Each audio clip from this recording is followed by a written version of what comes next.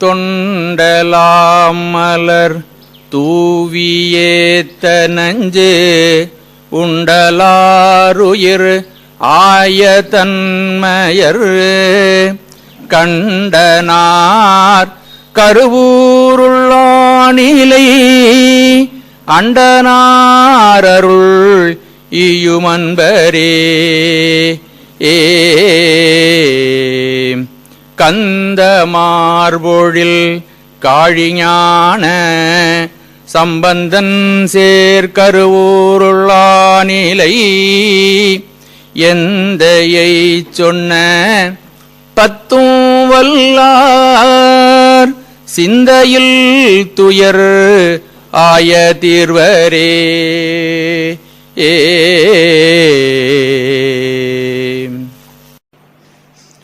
இன்குரல் இசை கேழும் யாழ்முரல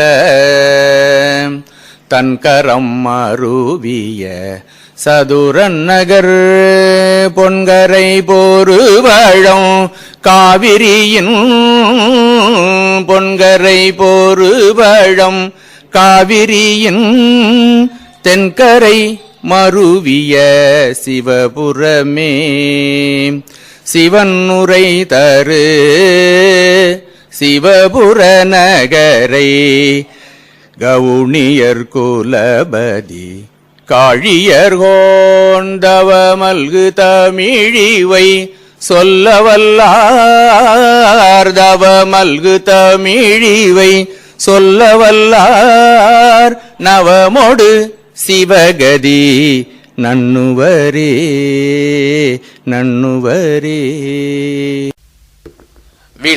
விளையாததோர் பரிசில்வரு பசுபாச வேதனையும் தளையாயின தவிரவருள் தலைவன் அது சார்பாம் களையார்தரு கதிராயிரம் உடையவனோடு முளை மாமதி தவழும் உயர் முதுகுன்றடைவோமே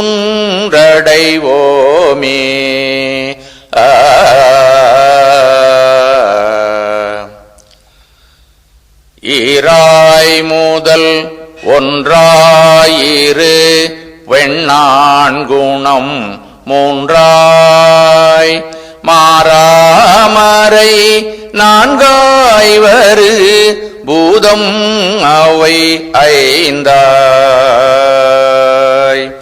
ஆறார் சுவை ஏழோசையோடு எட்டு திசை தானாய் வேறாயுடன் ஆனானிடோ வீழிம் இழலையே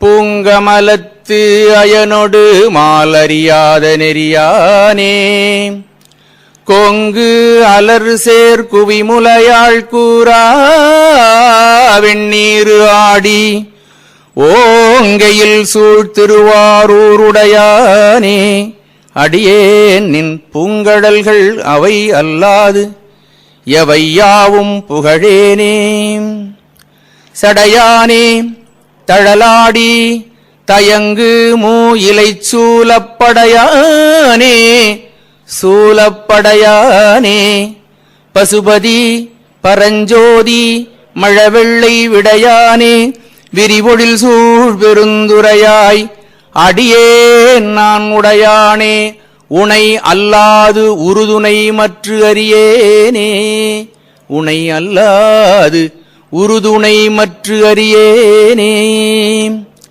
உற்றாரை யான் வேண்டேன் ஊர் வேண்டேன் பேர் வேண்டேன் கற்றாரை யான் வேண்டேன் கற்பனவும் இனியமையும் குற்றாலத்து அமர்ந்து உரையும் கூத்தாவுன் குறைகளற்கே கற்றாவின் மனம் போல கசிந்துருக வேண்டுவனே.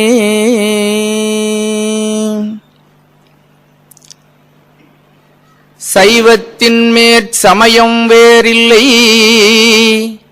அதில் சார் சிவமாம் தெய்வத்தின் மேல் தெய்வம் இல்லனும் நான்மறைச் செம்பொருள் வாய்மை வைத்த சீர்திருத்தேவாரமும் திருவாசகமும் உய்வைத்தரச் செய்த நால்வர் பொற்றாள் எம் உயிர்த்துணையே. ஈராண்டில் சிவஞானம் பெற்றுயர்ந்த மெய்கண்டாரினைத்தாள் போற்றி நாராண்ட வல்லடியாட்கருள் புரிந்த அருள்நந்தி நற்றாள் போற்றி நீராண்ட கடந்தை நகர் மறைஞான சம்பந்தர் நிழல்தாள் போற்றி சீராண்டதில்லை நகர் உமாபதியார் செம்பதுமத்திருத்தாள் போற்றி.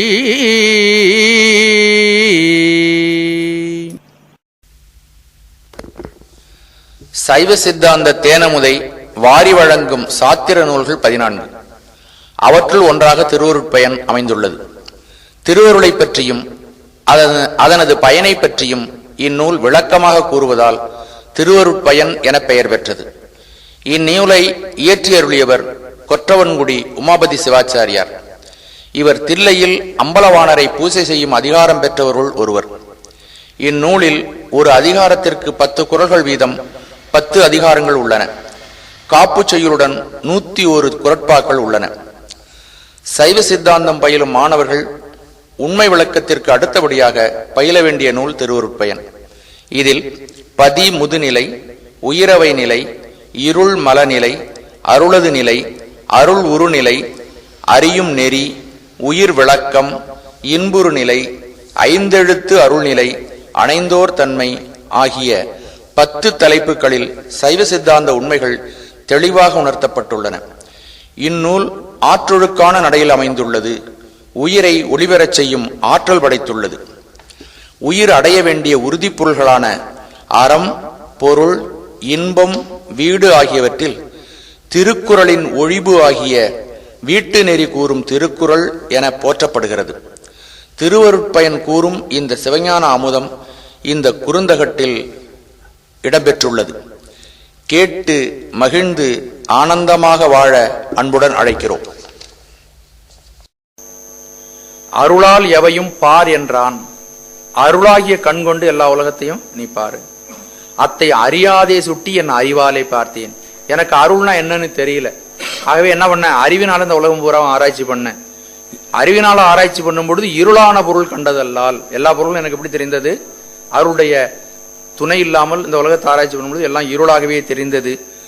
கண்ட என்னையும் கண்டிலேன் தோழி. ஆக அறிவினாலே ஆராய்ந்து பார்க்க கூடாது, திருவருள் துணை கொண்டு இந்த உலகத்தை நாம் நோக்க வேண்டும் என்று பெரியவர்கள் நமக்கு சொல்லி இருக்கிறார்கள். அப்படி உயர்வான அந்த திருவருளை பற்றிய செய்திகளை எல்லாம் இந்த நூல் நமக்கு சொல்லுகிறது. ஆகவே அந்த செய்திகளை எல்லாம் இந்த நூல் மிக விரிவாக சொல்லுகிறது. ஆழ்ந்து கற்பதற்குரிய மிக உயர்ந்த உண்மைகள் உயர்ந்த உண்மைகள் என்பதையும் நாம் தெரிந்து கொள்ள வேண்டும். ஆழ்ந்து கற்பதற்குரிய மிக உயர்ந்த உண்மைகள் மிக எளிமையாக சரளமாக இந்த பாடல்கள் 100 பாடல்களையும் நமக்கு சொல்லப்படுகிறது. முதல் பாடல் பார்க்கலாம். காப்பு விநாயகருடைய வணக்கம். நற்குஞ்சரக்கன்று நன்னில் கலைஞானம் கற்கும் சரக்கு அன்று கான். நல்ல குஞ்சரக்கன்று. குஞ்சரம் குஞ்சரம் என்றால் யானை. நல்ல குஞ்சரக்கன்று. இந்த குஞ்சரம் இருக்கிறதே, இந்த யானை இருக்கிறதே, அதற்கு நமக்கு நன்மையை வழங்கக்கூடியது. நம்ம யாராவது ஒருவர் நமக்கு பணம் காசெல்லாம் உதவி செஞ்சு ஒரு வீடு கொடுத்தா நன்மை செய்கிறவர்னு சொல்றோம் இல்லையா? இப்போ நன்மை செய்தல் என்பது இந்த பிறவியிலே இருக்கக்கூடிய சில துன்பங்களை நீக்கி வைப்பதற்காக நமக்கு உதவி செய்யும்போது அது நன்மைன்னு சொல்றோம். ஆனா இந்த குஞ்சரக்கன்று என்ன செய்யுமா? எல்லா பிறவிகளிலும் நன்மையே செய்யும், நிரந்தரமான ஒரு நன்மையை செய்யும். அதனால இது என்ன குஞ்சரக்கன்று? நல் குஞ்சரக்கன்று. அதையும் கன்றுன்னு சொல்றாங்க, யானை குட்டின்னு சொல்றாங்களே, ஏன் அப்படி சொல்றாங்க அப்படின்னா, இது காலத்தினால் தோற்ற வேறுபாடுகள் இல்லாதவன் கடவுள் அப்படிங்கிறதுனால இது கன்று என்றும் இளமையாக உள்ளது. எவ்வளவோ ஊழூழி காலமாக தட்சிணாமூர்த்தி அமைந்திருக்கிறார் கல்லால மரத்துக்கு கீழே. ஆனா அவருக்கு நரைதிரை மூப்பு இல்லை. அவன் சாஸ்வதமான பொருள். அதனாலதான் அப்படி உருவிக்கப்பட்டு நமக்கு காட்டப்படுகிறது. அவர் என்றும் இளமையாக இருக்கிறார். 16 வயசு இளைஞனாக உட்கார்ந்து இருக்கிறார். ஆனா அவருக்கு முன்னாடி இருக்கிற ஞானிகள்லாம் பாத்தீங்கன்னா நரைதிரை மூப்பு வந்து வயதான கிழவர்களாக இருக்கிறார்கள். மனித உடலுக்கு நரைதிரை மூப்பு எல்லாம் உண்டு. இறைவனுடைய அருட்திருமேனிக்கு எந்த விதமான மாறுபாடும் இல்லை. அவன் சாஸ்வதமானவன். நல் குஞ்சரக்கன்று, கன்று என்பதற்கு அந்த பொருளை நாம் நினைத்து பார்க்க வேண்டும். பெரியவர்கள் எல்லாம் ஒரு சின்ன வார்த்தைக்குள்ள நிறைய கருத்துக்களை அடங்க வைத்திருப்பார்கள். அதை நம்ம ஊகித்து பல நூல்களை கற்று அதுக்குள்ள என்ன பொருள் விஷயம் இருக்கு, அது நம்ம வாழ்க்கைக்கு எப்படி பயன்படணும், அதை வெளியில கொண்டு வரணும். அந்த கருத்துக்களை எல்லாம் கொண்டு வர வேண்டும். நல் குஞ்சரக்கன்று, சாஸ்வதமாக எல்லா பிறவிகளிலும் நன்மையை வழங்கக்கூடிய, நன்மைகளை எல்லாம் தரக்கூடிய யானைமுக கடவுளாகிய, என்றும் அழியாத, மாறுபாடு அடையாத அந்த கடவுள், அந்த கடவுளை நன்னில், நன்னுதல் என்றால் சேர்தல், அருகில் செல்லுதல். நன்னுதல்னா கிட்ட போறதுன்னு அர்த்தம். ஒருவர் நெருங்கி வழிபடுவாராயின் கலைஞானம் கற்கும் சரக்கு அன்று. அப்படி நெருங்கி வழிபடுதல் அப்படின்னு சொன்னா, எப்ப பார்த்தாலும் விநாயகர் பெருமானுக்கு பக்கத்துல போய் நிக்கிறதுன்னு நம்ம பொருள் கொள்ளக்கூடாது. எப்படி நெருங்க முடியும்? எண்ணத்தால் அந்த கடவுளை நினைத்தல் தான் நினைதல், சேர்தல்.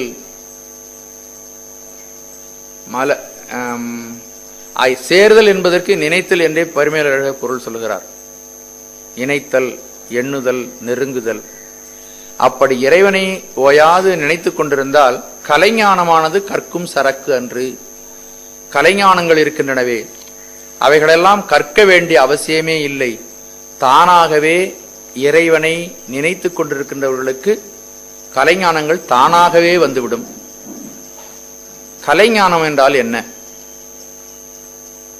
ஞானத்துல பரஞானம், அபரஞானம்னு இருக்கு.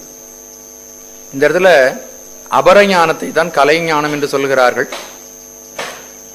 அதுல உலகத்தில் இருக்கிற எல்லா படிப்பையும் குறிக்கும். அபரஞானம் என்பதுல நம்ம படிக்கக்கூடிய கணிதம், அறிவியல், வரலாறு, இப்படி ஏராளமான கலைஞானங்கள், 64 கலைகளை சொல்லக்கூடிய ஞானங்களை படிக்கிறோம் இல்லையா? அதுவும் நம்ம சைவ சித்தாந்த சாஸ்திரத்தில் பதி, பசு, பாசம் என்பவையெல்லாம் படிக்கிறோம் இல்லையா? அவைகள் எல்லாத்தையும் குறிக்கும். ஒட்டுமொத்தமாக நாம் கற்கின்ற அனைத்து விஷயங்களையும் குறிக்கும். அந்த கலைஞானத்தை முதலிலே கற்க வேண்டும், கற்றபடி நாம் நிற்க வேண்டும். அப்போ முதல் படி என்னன்னு கேட்டீங்கன்னா, கலைஞானத்தை உள்ளபடி தெரிந்து கொள்ளுது இல்லையா? இந்த கலைஞானத்தை உள்ளபடி நீங்கள் தெரிந்து கொள்ள வேண்டும் என்றால் இறைவனை நினைந்து வாழ்க்கையை நடத்த வேண்டும். அப்படி இறைவனை நினைச்சா அந்த கலைஞானத்தை நீங்க படிக்க வேண்டியில்லை. அந்த கலைஞானம் என்ன ஆகும்? உங்களை அறிவிலே அது உணர்த்தப்படும். உற்றாரை யான் வேண்டேன், ஊர் வேண்டேன், பேர் வேண்டேன், கற்றாரை யான் வேண்டேன், கற்பனவும் இனி அமையும். சிவபெருமானை நினைத்துக் கொண்டே இருந்தால் கற்க வேண்டிய விஷயமே ஒன்றும் இருக்காது. தானாகவே மனதில் கற்க வேண்டியவைகள் எல்லாம் மனதில் வந்துடும். கற்பனவும் இனி அமையும், குற்றாலத்து அமர்ந்துரையும் கூத்தாவுன் குறைகளற்கே கற்றாவின் மனம் போல கசிந்து உருக வேண்டுவனே. ஆகவே இந்த கலைஞானங்களை எல்லாம் நீங்கள் கற்க வேண்டிய அவசியம் இல்லை. கலைஞானத்துக்கு மேலாக இருக்கக்கூடிய பரஞானம் கூட இறைவனை நாம் ஓயாது நினைத்து கொண்டே இருந்தால் அந்த ஞானங்கள் எல்லாம் நீங்கள் படிக்கவே வேண்டியில்லை. அந்த ஞானம் தானாகவே உங்களுடைய மனதிலே உதயமாகும். ஏனென்றால் இறைவனை நினைத்து கொண்டிருக்கும் பொழுது உங்களுடைய அறியாமை மெல்ல மெல்ல உங்களிடமிருந்து விலகும். உங்களிடம் முன்னமே இருந்த ஞானமானது வெளிப்பட்டு தோன்றிவிடும். என்ன படிக்கணுமோ அந்த கலைஞானங்கள் அனைத்தும் உங்களுக்கு வந்துவிடும். ஆகவே அது கற்கும் சரக்காக இருக்காது, அது தானாக உங்களுக்கு தெரிந்துவிடும். பானபத்திரர் கோயில்ல போய் பாடிக்கொண்டிருந்தவர். அவருக்கு கலைஞானம் பெரிய பாட்டுல வித்வான்னு சொல்ல முடியாது. ஆனா அவரே ஒரு பெரிய சங்கீத மேதையை தோற்கடிக்கின்ற அளவுக்கு அவருக்கு ஞானம் எப்படி வந்தது? போய் கத்துக்கிட்டு வந்தார் அவரு ஒரு நாள் ராத்திரியில? இல்லை. அப்போ அவருக்கு ஞானமானது இறைவன் அவருடைய அறிவிலே என்று உணர்த்தி அவரை பாட வைத்து விட்டான். ஆகவே நற்குஞ்சரக்கன்று நன்னில் கலைஞானம் கற்கும் சரக்கன்று கான். நல்ல குஞ்சரக்கன்றாகி இருக்கக்கூடிய யானைமுக கடவுளை நாம் ஓயாது நினைத்து கொண்டிருந்தால் நாம் படிக்க வேண்டிய நூல்கள் அனைத்தும் படிக்காமலேயே கல்லாமல் பாகுபடும். அது நம்முடைய உள்ளத்துக்குள்ளே அறிவிலே அவன் அருளால் உணர்த்தப்பட்டு நாம் அவைகற்றிலே மிகச்சிறந்த அறிஞராகவும் நிபுணராகவும் மாறி அமைவோம் அப்படிங்கிறது இந்த பாடலுடைய கருத்து. அடுத்த பாடல் இதான் அந்த பாடம் தொடங்குகிறது. பாடம் அதாவது நூல் தொடங்குகிறது. அகர உயிர் போல் அறிவாகி எங்கும் நிகரில் இறை நிற்கும் நிறைந்து. இதே கருத்து முதல்ல நம்ம படிச்சிருக்கிறோம். அகர உயிர் போல் அறிவாகி, அகரமாகிய எழுத்து போல, அகரமாகிய எழுத்தை பற்றி நம்ம படிச்சிருக்கிறோம். அகர உயிர் போல் அறிவாகி எங்கும் நிகரில் இறை நிற்கும் நிறைந்து. இது இந்த அதிகாரத்தினுடைய தலைப்பு பதிமுது நிலை. பதிமுது நிலை. பதி என்றால் சிவபெருமானை குறிக்கும். முது என்றால் அவன் எல்லாவற்றிற்கும் முன்னை பழம்பொருட்கும் முன்னை பழம்பொருள். அதனால ரொம்ப அவன் தான் முற்பட்டவன், காலத்துக்கு அதீதமான காலா அதீதன், காலகாலன் அப்படின்லாம் சொல்றோம். அப்படி காலத்துக்கு முற்பட்ட பதியாக இருக்கக்கூடிய சிவபெருமானுடைய நிலை தன்மைகளை இந்த அதிகாரம் நமக்கு சொல்லுகிறது. அகர உயிர் போல் அறிவாகி எங்கும் நிகரில் இறை நிற்கும் நிறைந்து. நிகரில் இறை, தனக்கு நிகராக சொல்லக்கூடிய எந்த பொருளும் இல்லாமல் இருக்கக்கூடிய ஒப்பற்ற தலைவனாக இருக்கக்கூடிய சிவபெருமான் அகர உயிர் போல், ஆ என்னும் உயிரெழுத்தின் ஒலி மற்ற எழுத்துக்களோடு கலந்து அவற்றின் முதலாக இருப்பது போல். வாயை திறந்த உடனேயே அப்படி திறக்கிறோம். ஒரு எழுத்தை சொல்றது காங்கிற எழுத்துக்கு வாயை திறக்கிறோம். அப்ப முதல்ல என்ன ஒலி உண்டாகிறது? ஆங்கிற ஒலி தான். அப்ப எல்லா ஒலிக்கும் முதல் ஒலி எது? அகரம்தான். அப்போ அகரம் எப்படி எல்லா ஒலிக்கும் முதலாக இருக்கிறதோ அதுபோல இந்த பிரபஞ்சம் அனைத்துக்கும் முதல்வனாக இருக்கக்கூடியவன் சிவபெருமான். அகர உயிர் போல், ஆ என்னும் உயிரெழுத்தின் ஒலி மற்ற எழுத்துக்களோடு கலந்து அவற்றின் முதலாக இருப்பது போல எங்கும் நிறைந்து அறிவுள்ளவனாகிய உயிர்களோடும் அறிவற்ற சடற்பொருள்களாகிய உலகோடும் அது அதுவாய் கலந்து. அவன் எல்லாவற்றுக்கும் மேலான தலைவன். அப்படி இருந்தா நமக்கு என்ன பிரயோஜனம்? அவனை நம்ம நெருங்க முடியுமா? 36 தத்துவத்துக்கும் அப்பால நம்ம மண் தத்துவத்தையே இன்னும் கடக்கல. இதில் உள்ள பொருள்களே நம்மளை ரொம்ப கவர்ச்சிக்குது. அப்போ இதையெல்லாம் கடந்த பொருள், 36 தத்துவங்களையும் கடந்த நிலையில் இருக்கின்ற பொருளுக்கும் நமக்கும் தொடர்பு இல்லாமல் போயிடும். அகர உயிராகி நின்றால் மட்டும் அவன் இருந்தால் முடியாது. அவன் என்ன பண்றான்? எங்கும் நிறைந்து. அப்படி கடந்து இருக்கக்கூடிய கடவுள் இறைவனாக எல்லா பொருள்களிலும் தங்கி இருக்கிறான். இறைவன் என்பதற்கு இருத்தல் என்ற ஒரு வேர்ச்சொல்லிலிருந்து வந்ததுதான் இறைவன். இருத்தல்னா தங்கி இருத்தல். அப்போ கடவுள் கடந்தவன், எல்லாவற்றையும் கடந்தவன். அப்புறம் இதற்கு உள்ளேயும் இறைவனாக தங்கி இருக்கிறான். தென்னாடுடைய சிவனே போற்றி எந்நாட்டவர்க்கும் இறைவன். இறைவன் என்றால் இரு அப்படிங்கிற இருத்தல், அப்படியாவது சாரி இருத்தல்னு சொல்றோம் இல்லையா? அந்த இருத்தல், தங்கி இருத்தல் என்ற பொருளிலே இருக்கிறது. அப்போ இறைவன் எல்லா இடங்களிலும் நிறைந்து அது அதுவாக கலந்திருக்கிறான். எல்லா பொருள்லையும் இருக்கான். அவன் இல்லாத இடமே இல்லை. அவன் நுண்மை. இந்த பாட்டிலே இன்னொன்று வருது, நுண்மைக்கும் நுண்மையானவன் அவன். எல்லா பொருள்களும், இப்ப ஆகாயம் என்ற தத்துவம் அது ரொம்ப நுண்மையானது. அதனால அது எல்லாவற்றிலும் ஊடுருவி இருக்கிறது. ஆகாயம் இல்லாத இடமே கிடையாது. நம்ம உடம்புக்குள்ளேயும் அது ஊடுருவி இருக்கிறது. நம்ம உடம்பு நெருங்கிய தோலால் போர்த்தப்பட்டிருக்கிற அந்த தோலுக்குள்ள இருக்கிற இடுகுள்ளெல்லாம் பூந்துருக்குது. எது பூந்துருக்குது? ஆகாய தத்துவம், ஈத்தர் அப்படின்னு சொல்லக்கூடிய தத்துவம். அப்போ அதுவே ஒரு பருமையான பொருள் தான், தூல பொருள் தான். ஆகாயம் தூல ஆகாயம். இவன் சூக்குமமான அறிவுடையவன். அதனால இந்த தூல ஆகாயத்தையும் ஊடுருவக்கூடிய, சில பேர் சொல்லுவாங்கல்ல இந்த கோலத்துக்குள்ளோட நுழைஞ்சிருவான் அப்படின்னு சொல்லுவாங்க. அது மாதிரி இவன் தூலமாக இருக்கக்கூடிய மிக நுண்மையான தூலம் அப்படின்னு எடுத்துக்கொண்டால் அது ஆகாயம்தான். இப்ப நீங்க சாதாரண மண்ணு பார்த்தா கெட்டியா இருக்குது, நீர் பார்த்தா அதை விட இன்னும் கொஞ்சம் மென்மையா இருக்குது. நீரை விட நீராவி, அப்புறம் பாத்தீங்கன்னா நெருப்பு, அது இன்னும் சூக்குமமா இருக்குது. உருவமும் உருவம் இல்லாத விஷயமா இருக்கு. காற்று, அது இன்னும் சூக்குமம். காற்றை விட ஆகாயம் இன்னும் சூக்குமம். ஒன்றுக்கொன்று தூலம், ஒன்றுக்கொன்று சூக்குமம். இப்போ இந்த ஆகாயத்தை விட சூக்குமானவன் யாருன்னா இறைவன். இந்த ஆகாயமே எல்லா பொருள்களிலும் ஊடுருவி இருக்கிறது அப்படின்னு நம்ம சொல்றோம். அப்ப ஆகாயத்தை விட உண்மையான இறைவன் ஆகாயத்துக்குள்ளும் ஊடுருவி எங்கும் நிறைந்திருக்கிறான். அதனால அவன் இல்லாத இடமே என்று கிடையாது. எங்கும் நிறைந்தவன் ஒருவன் இருக்கிறான். அவன் ஊடுருவாத இடம் என்று ஒரு இடம் இல்லை. எல்லா இடத்திலையும் அவன் ஊடுருவி இருக்கிறான். அவன் நம்மை பார்த்து கொண்டே இருக்கிறான் என்று நினைத்து தவறு செய்வதற்கு நீ அஞ்ச வேண்டும் என்று பெரியவர்கள் சொல்லுகிறார்கள்.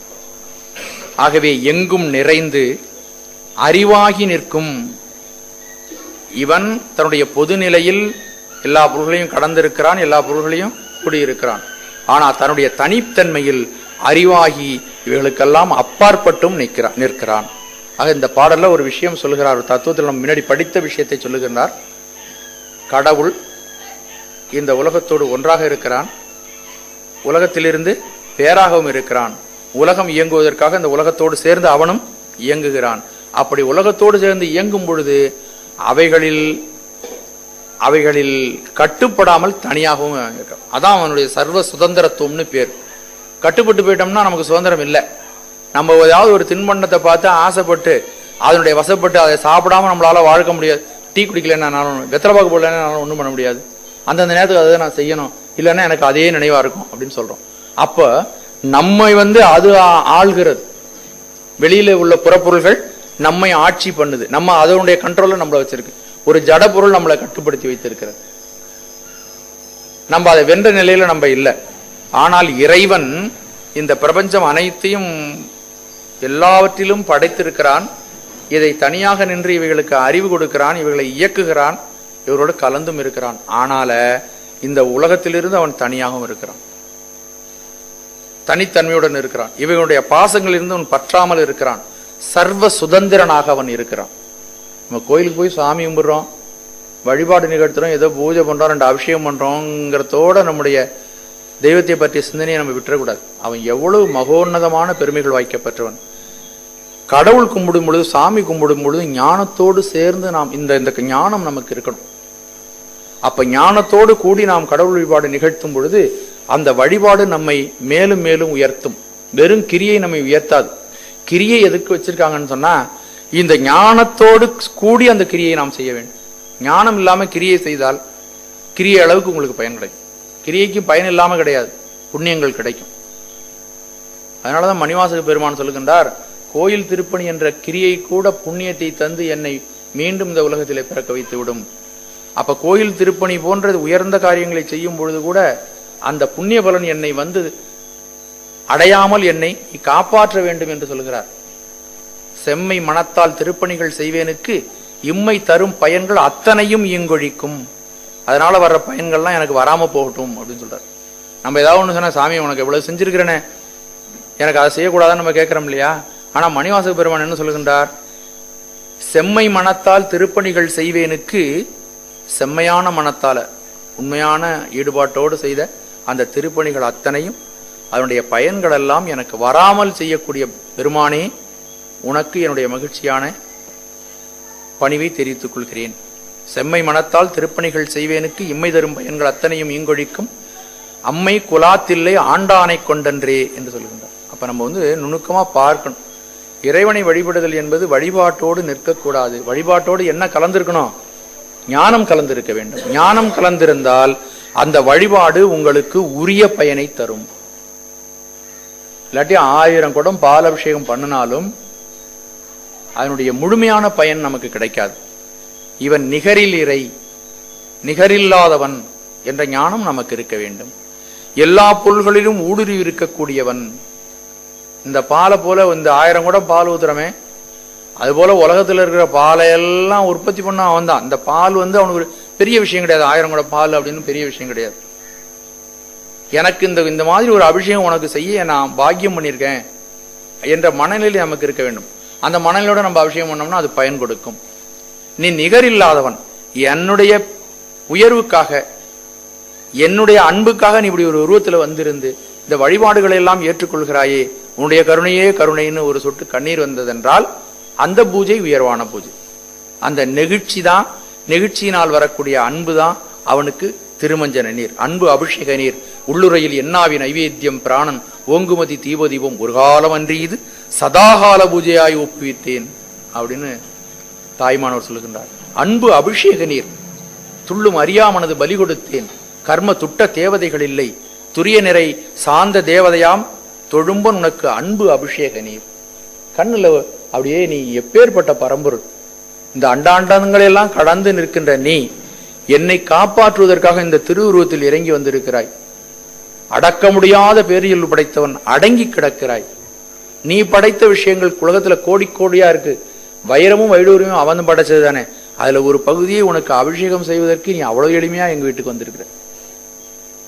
உனக்கு நான் அபிஷேகம் செய்ய எனக்கு கொடுத்து வச்சிருக்குது. நீ எல்லாருக்கும் அப்பாற்பட்டவன், எல்லாவற்றிலும் நிறைந்தவன், எல்லாவற்றையும் இயக்கக்கூடியவன் என்ற உணர்வோடு நாம் ஒரு பூஜையை செய்து முடித்தோமானால், அந்த பூஜையை விட்டு வெளியில வந்தீங்கன்னா ஒரு ஆன்மீக உயர்வு உங்களுக்கு லிஃப்ட் கொண்டு கிடைக்கும். வெறும் கிரியைகள் மட்டும் நமக்கு பயன் தராது. நல்லா நம்ம சைவத்தை சித்தாந்தத்தை நாம் படித்துக் கொண்டிருக்கிறோம். உண்மையை நம்ம தெளிவாக உணர்ந்து கொண்டிருக்க வேண்டும். வழிபாடு என்பது அப்படி நடக்க வேண்டும். இந்த 10 பாடல்கள்ல இறைவனுடைய மகோன்னதமான ஒரு உயர்வுகளை எல்லாம் அப்படியே அணு அணு அணுவா ரொம்ப நுண்மையாக நமக்கு விளக்கி தருகிறார். இந்த உணர்வுகளோடு கூடி இந்த உணர்வுகளோடு கூடி நம்ம வழிபாடு ஒன்றை நிகழ்த்த வேண்டும். நிச்சயமா கண் கலங்காமல் இருக்காது, நெஞ்சம் நிகழாமல் இருக்காது. அந்த நிகழ்ச்சியிலிருந்து வரக்கூடிய பேரன்பு பெருவெள்ளமாக பாயும். அந்த பெருவெள்ளத்தையும் எடுத்து அவனுக்கு நம்ம அபிஷேகமாக நிகழ்த்த வேண்டும். அதுதான் உண்மையான அபிஷேகம். அன்பு அபிஷேக நீர் உள் உரையில் என் ஆவி நைவேத்தியம், என்னுடைய உயிரே உனக்கு நைவேத்தியமாக படைக்கிறேன்.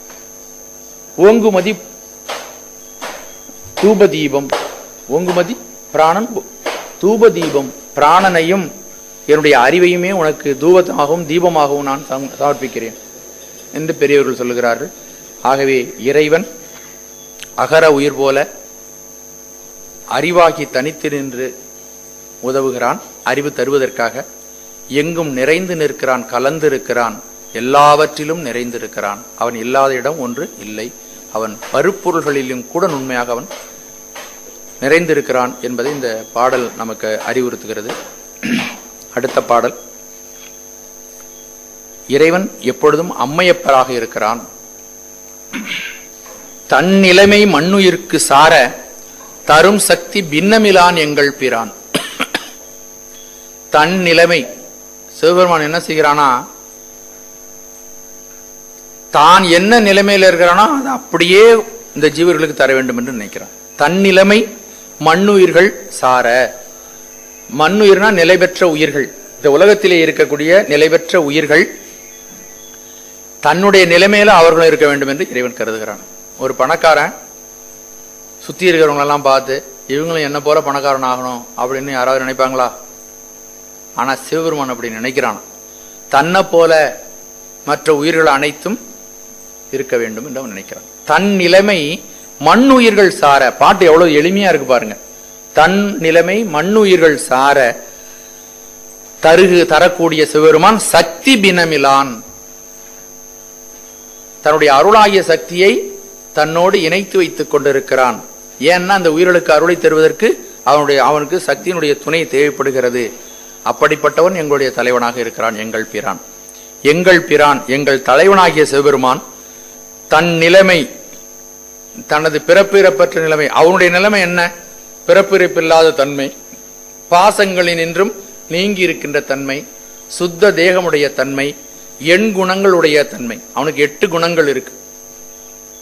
நம்ம இறைநிலை அடைந்தால், சைவ சித்தாந்தம் காட்டுகின்ற உயர்ந்த நிலை அடைந்தால் அந்த 8 குணமும் நமக்கு தரானா சிவபெருமான். அது என்ன 8 குணம்? சர்வ சுதந்திரத்துவம், தன்வயமுடைமை, தூய உடம்புடைமை. இப்பெல்லாம் நமக்கு இருக்கிறது என்ன உடம்பு? அழுக்கு உடம்பு. தூய தேகம் நமக்கு கிடைக்கும். இயற்கை உணர்வு, யாரும் அறிவிக்காமலே நமக்கு தானாவே அறிவு விளங்கும். இப்போ நமக்கு இறைவன் அறிவிச்சு அறிவு விளங்குதா இல்லையா? உடம்போட இருக்கும் பொழுது அறிவிக்காமலே அறிவு விளங்கும். அப்புறம் இதை என்று சுட்டி சுட்டி அறிய வேண்டியல, நம்ம வியாபக பொருளா மாறிடுவோம். நம்முடைய வியாபகத்துக்குலாம் எல்லா பொருள்களும் இருக்கும். அதனால இந்த பொருள் சுட்டி அறிய வேண்டியதில்லை. அப்படி நிலைமை முற்றுணர்வு உடைமை கிடைக்கும். அப்புறம் பாசங்களிலிருந்து இயல்பாகவே நாம் பற்றப்படாமல் நீங்கி நிற்போம். பேரருள், இறைவனுக்கு என்ன பேரருள் இருக்கிறதோ அதுபோல நமக்கு பேரருள் உரிமை கிடைக்கும். முடிவில்லாத ஆற்றல், மிகப்பெரிய ஆற்றல். அப்பொழுதுதான் இந்த உடம்பினுடைய ஆற்றல் மிக குறைவு. இந்த இயற்கையில் இருக்கக்கூடிய ஒரு சிறு பகுதி. நம்ம எவ்வளவுதான் நம்முடைய உடல் ஆற்றல் வளர்ந்தாலும் யானையினுடைய பலத்துக்கு வருமா? அது நம்மளோட பலசாலிகள்லாம் இருக்கலாம். இப்படி பலமுடைய மனிதர்கள்ல பெரிய காண்டாமிருகம் இருக்கு. அப்புறம் இந்த சினிமாவெல்லாம் ஒரு புதிய மிருகம் உற்பத்தி பண்ணி காமிக்கிறாங்களே, பெரிய ஆற்றலுடையது, டைனோசர் எல்லாம் காமிக்கிறாங்க இல்லையா? அதோடைய ஆற்றல்லாம் பெரிய ஆற்றல் கிடையாது. அந்த ஆற்றலோட மிகப்பெரிய ஆற்றல் உங்களுக்கு சித்திக்கும், உங்களுக்கு வாய்க்கும். முடிவில் ஆற்றல், வரம்பிலா என்பமுடைமை, நம்முடைய இன்பங்களுக்கெல்லாம் எல்லைப்பாடு இருக்கிறது. எல்லை கட்டி தான் இன்பத்தை அனுபவிக்கிறோம். ஒரு 100 கிராம் அல்வா சாப்பிட்றலாம், ஒரு 200 கிராம் 300 கிராம் சாப்பிடலாம். 400வது கிராம் வரும்பொழுது நமக்கு தெவிட்டும், சலிக்கும். இன்பத்தை கூட முழுசா அனுபவிக்க முடியாது. அப்புறம் என்ன செய்வான்? போதும் அப்படின்னு சொல்லிடுவோம். ஒரு யாராவது ரொம்ப கொஞ்சம் வல்லமையா இருந்தால் 1 கிலோ கூட சாப்பிட்டுடலாம். அதுக்கு மேல அந்த இன்பத்துக்கு வரம்பு உண்டு. ஆனால் நாம் இறையருளை பெற்ற பிறகு நம்முடைய இன்பத்துக்கு வரம்பே இல்லை. ஏனென்றால் நம்ம இறைவன் அகண்ட பொருள் இல்லையா, எல்லாத்தையும் அவன் தான் தாங்கிட்டு இருக்கான் இல்லையா. இந்த உயிரும் அகண்ட வஸ்துவாக தன்னுடைய ஆணவமலத்திலிருந்து விடுபட்டோன்னா அகண்ட வஸ்துவாக மாறிவிடும். அப்போ இந்த உடம்புக்குள்ள இருந்து அனுபவிக்கக்கூடிய இன்பம் சின்ன இன்பம். அப்படி அகண்ட வஸ்துவான பிறகு நம்ம எவ்வளவு பெரிய விரிவடைந்த எல்லை உடையவர்களா இருக்கோம் இல்லையா, அவ்வளவுக்கு இன்பம் அடைக்கலாம். அதனால எல்லையற்ற இன்பம் நமக்கு கிடைக்கும். இந்த 8 பெருமைகளும் நமக்கு வரும். பிறப்பிறப்பில்லாத நிலைமை நமக்கு வரும். அதனால கடவுள் இறைவன் தன்னுடைய நிலைமைகளை சார வேண்டும் என்று இந்த உயிர்களை கருதுகிறான்னா என்ன நிலைமைன்னு தெரிஞ்சுக்கணும் இல்லையா. நமக்கு எண்குணங்கள் வரும், பிறப்பிறப்பற்ற நிலை வரும், பாசங்களிலிருந்து பற்றாத நிலை வரும், துன்பமே இல்லாத நிலை வரும், எப்பொழுதும் ஆனந்தமாக இருக்கக்கூடிய நிலை நமக்கு வரும்.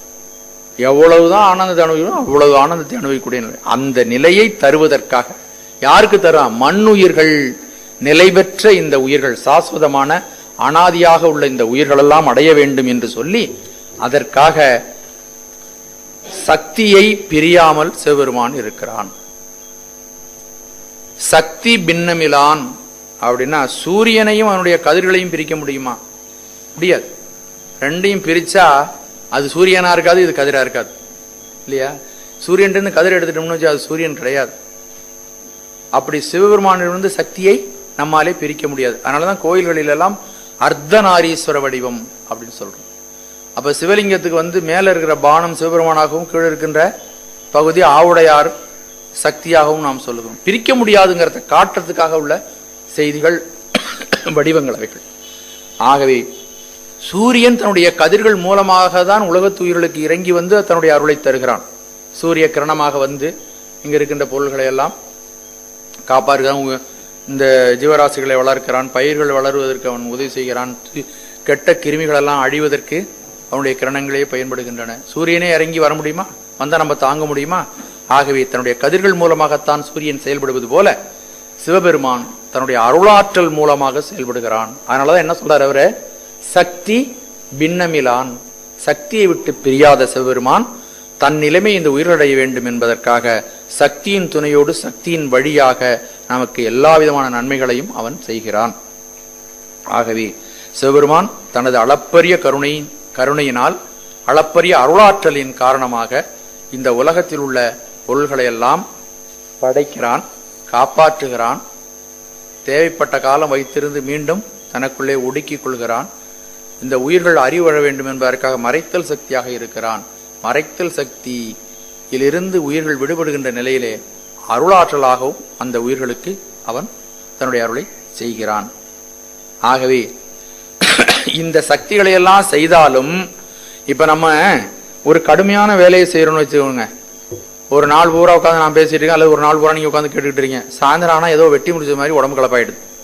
ஆகுதா இல்லையா? களைப்பும் செழிப்பும் வருதா இல்லையா?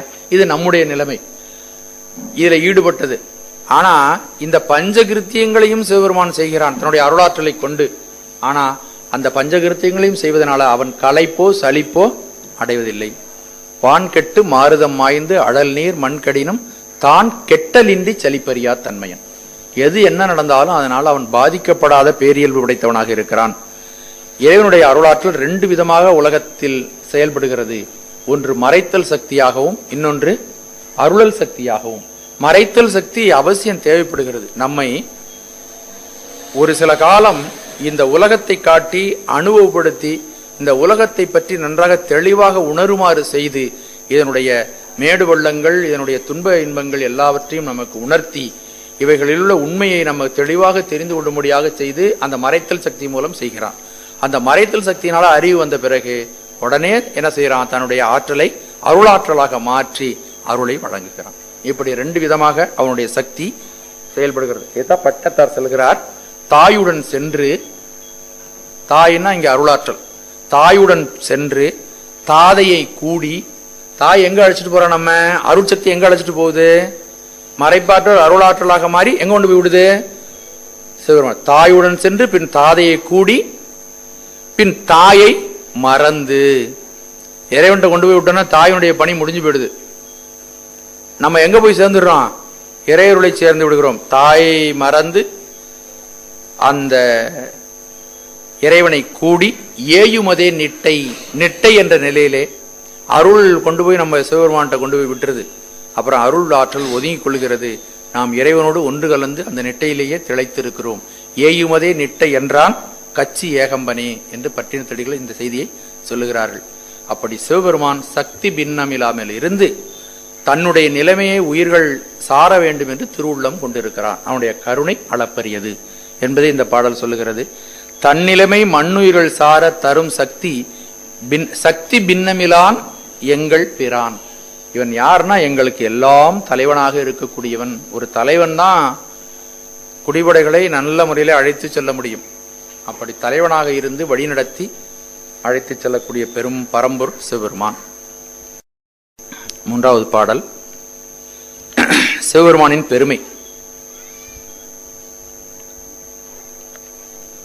பெருமைக்கும் நுண்மைக்கும் பேரருக்கும் பேற்றின் அருமைக்கும் ஒப்பு இன்மையான். பெருமைக்கும் இறைவன் எல்லா பொருள்களையும் கடந்து நிற்கிறான். எல்லா பொருள்களையும் கடந்து நிற்கின்றவன் எல்லா பொருள்களை விட பெரியவன். ஏன்னா அவன் வியாபக பொருள். அது ஒரு பெரிய கொள்கலம். அந்த கொள்கலத்துக்குள்ளதான் எல்லாம் கிடக்குது. எதெல்லாம் இருக்குது? உயிர்கள், அப்புறம் மாயை, ஆணவம், கண்மம். அதாவது வியாபகம் ஒரு 3 சொல்ல நம்ம விளக்கி சொன்னோம். வியாபகம், வியாபியம், வியாத்தி. இந்த 3 சொல்லையும் தெரிந்து கொள்ள வேண்டும். அது தெரிந்து கொள்வது நம்ம பாடத்துக்கு உதவியா இருக்கும். வியாபகம் என்றால் அந்த பொருள் எங்கும் நிறைந்திருக்கும். அந்த பொருளுக்கு கொஞ்சம் அடங்கிய நிறைவு, அதுக்கு உட்பட்ட பொருளாக சில பொருள்கள் இருக்கின்றன. அதுக்கு வியாபியம்னு பேரு. அடங்கிய. வியாபகம்னா நிறைவு, வியாபியம்னா அடங்கிய நிறைவு. அப்போ இறைவன் வியாபக பொருள். அதுக்குள்ள அடங்கிய நிறைவாக இருக்கக்கூடியவைகள் உயிர்கள். உயிர்களுக்குள்ள வியாபியமாக இருக்கக்கூடிய பொருள்கள் ஆணவம், கண்மம், மாயை. ஒன்றுக்கொன்று அடக்கம். இறைவனுக்குள்ள உயிர் அடக்கம், உயிர்களுக்குள்ள இந்த ஆணவம், கண்மம், மாயை 3 அடக்கம். நமக்குள்ள அடக்கம் தான் இனிப்பு. ஆனா அதுவே நம்மள என்ன பண்ணுது? தன்னுடைய கட்டுப்பாட்டுக்குள்ள கொண்டு வந்து. அது மாதிரி நமக்குள்ள அடங்க வேண்டிய ஆணவ மலமாவும் மாயா மலமும் கண்ம மலமும் நம்மையே அடக்கியால விட்டுறோம். சுதந்திரமாக வந்த நாம் அடிமையாகி போகிறோம். நம்முடைய புலன்கள், பொறிபுலன்களையும் நம்முடைய அறிவையும் நாம் முறையாக செலுத்தாதனால நமக்கு கட்டுப்பட்ட சடப்பொருள்கள், அவைகளுக்கு அறிவு கிடையாது. அங்கேருந்து வந்து அல்வா வந்து நம்ம நாக்கில் உட்காந்துட்டு சாப்பிடுங்கதா? நம்முடைய விருப்பம் தான் அது இருக்கிற இடத்துக்கு நம்மளை அழைத்து செல்கிறது, அதை நம்ம சாப்பிட வைக்குது. அது அல்வான்னு வச்சுங்க, வேற ஏதோ பொருள்கள், பல எல்லா விஷயத்தையும் அதில் நீங்க கூட்டி பார்த்து கொள்ள வேண்டும். ஆகவே இறைவன் சர்வ வியாபகன். நம்முடைய உயிர்கள் எத்தனை லட்சம் இருக்குன்னு சொல்லிக்கோ, ஒரே சேரும் 84,100,000 யோனி பேதம், 84 லட்சம் உயிர்கள் எல்லாம் அதுக்குள்ள அடக்கம். அது ஒரே பொருள், பெரிய பொருள், அதுக்குள்ள அடக்கம். ஆணவம், கண்மமாயை அதுக்குள்ள வியாபியம். ஆனா இந்த ஆணவம், கண்மம், மாயை ஒன்றுக்கொண்டு சமநிறைவு. அது 3 ஒண்ணுக்கொண்ணு நிகரானது. ஆணவம் எவ்வளவு பெருசு இருக்கோ, ஒரு தோசைன்னு வச்சுங்களேன், 3 தோசையை ஒன்னா அடுக்குனா சமமா ஒத்தாப்புல ரவுண்டு. அதுக்கு சமநிறைவாக இருக்கக்கூடியதற்கு வியாத்தி என்று பெயர். இந்த 3 சொல்லையும் கொஞ்சம் நல்லா ஞாபகம் வச்சுங்க. வியாபகம் முழு நிறைவு, வியாபியம் அதற்கு அடங்கிய நிறைவு, வியாத்தி சமநிறைவு. வேணாலும் எழுதி வச்சுங்க, அது மனதில் வச்சுக்க வேண்டியது. அப்பதான் இந்த வார்த்தை இப்ப நான் சொல்லும் பொழுது உங்களுக்கு புரியும். இறைவன் வியாபக பொருள். அவன் எல்லா பொருள்களையும் கடந்து நிற்கிறான். எல்லா பொருள்களையும் தனக்குள் தாங்கி நிற்கிறான். பெரிய பொருள் தான். அதனால அதனுடைய பெருமைக்கு இணையானது உலகத்துல ஒரு பொருள்களும் கிடையாது. பெருமைக்கும் நுண்மைக்கும், இப்பொழுது நான் கொஞ்ச நாளைக்கு முன்னாடி சொன்ன பார்த்தீங்களா, நுண்மை. இறைவன் யாவற்றிலும் உள்கலந்து எல்லாவற்றிலும் நிறைந்திருக்கிறான். இங்க இருக்கக்கூடிய பொருள்கள் இப்ப முதல்ல ஓரளவுக்கு நான் சொல்லி இருக்கிறோம் இல்லையா? பருப்பொருள்கள்னு எடுத்துக்கிட்டா மண்ணு, தண்ணீர், நெருப்பு, காற்று, அதுக்கு மேல உண்மையானது ஆகாயம். அந்த ஆகாயம் என்பது உண்மையான பொருள். ஆகாயத்தை கண்ணாலே நம்மளால பார்க்க முடியாது.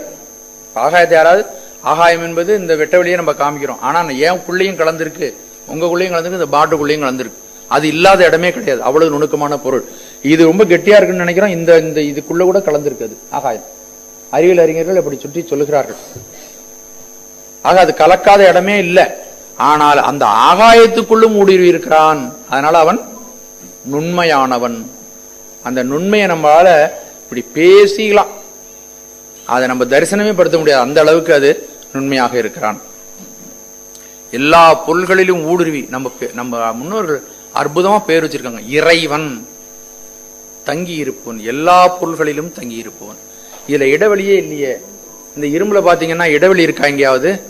ஆனால் இந்த இரும்புக்குள்ளும் அவன் ஊடுருவி இருக்கிறான்.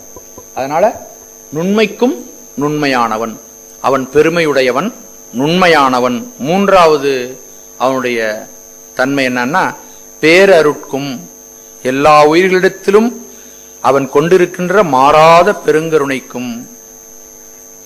அதாவது கடவுள் வியாபக பொருள் இல்லையா? அவனுடைய ஒரு குணம் என்னன்னு கேட்டீங்கன்னா 8 குணங்கள்ல ஒரு குணம் பேரருள் உடைமை. அவன் எவ்வளவு வியாபகமா இருக்கிறானோ அதுக்கு நிகராகவே அவனுடைய கருணையும் இருக்கிறது. சக்தி பின்னமிலான், சக்தியை தன்னுடைய முழு நிறைவுக்கும் முழு நிறைவாக அவன் வைத்திருக்கிறான். வியாத்தின்னு சொல்லலாம். பராசக்தியும் அவனும் ஒரே வியாபகம்.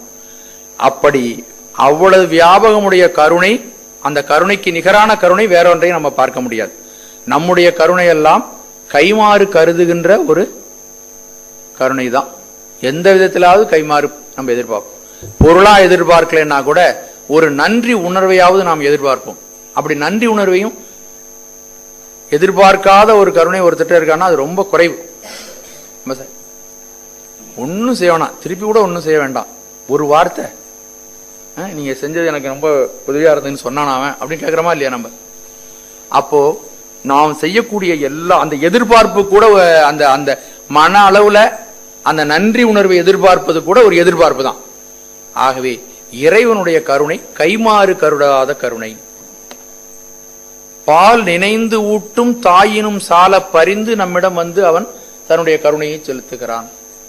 ஆணவ மலத்துக்கு வசப்பட்டு விட்டேன், எனக்கு உலகமே ஒன்றும் புலப்படவில்லை, நான் ஜடத்தை போல இருக்கிறேன், எனக்கு நீ அருள் புரிய வேண்டும்னு அந்த நிலையில அந்த உயிர் கேட்கவே இல்லை. அதுக்கு கேட்க கூட தெரியாது. ஆகவே அவனே நெருங்கி வருகிறான், நெருங்கி வந்து அருள் புரிகிறான். வான் பழித்து இம்மன் புகுந்து மனிதரை ஆட்கொண்ட வள்ளல். ஆக வான உலகத்திலெல்லாம் இல்லாம, தன்னுடைய இருக்கக்கூடிய உயர்ந்த இடத்துல இல்லாம 36 தத்துவங்களுக்கும் கடந்த பரம்பொருள் 36 தத்துவங்களுக்கும் உள்ளாக இறங்கி வந்து, அதான் வான் பழித்து. வான்னா ஏதோ ஆகாய உலகம் சொர்க்கலோகம்னு சொல்லக்கூடாது. 36 தத்துவங்களுக்கு அப்பாற்பட்டு இருக்கக்கூடிய உலகத்தையும் கடந்து வந்து நமக்கு நாம இருக்கிற இடத்துக்கு வந்து அவன் தன்னுடைய அருளை பொழிகிறான். அதனால அவனுடைய பேரருட்கு நிகரான பேரருளை நம்மால பார்க்கவே முடியாது.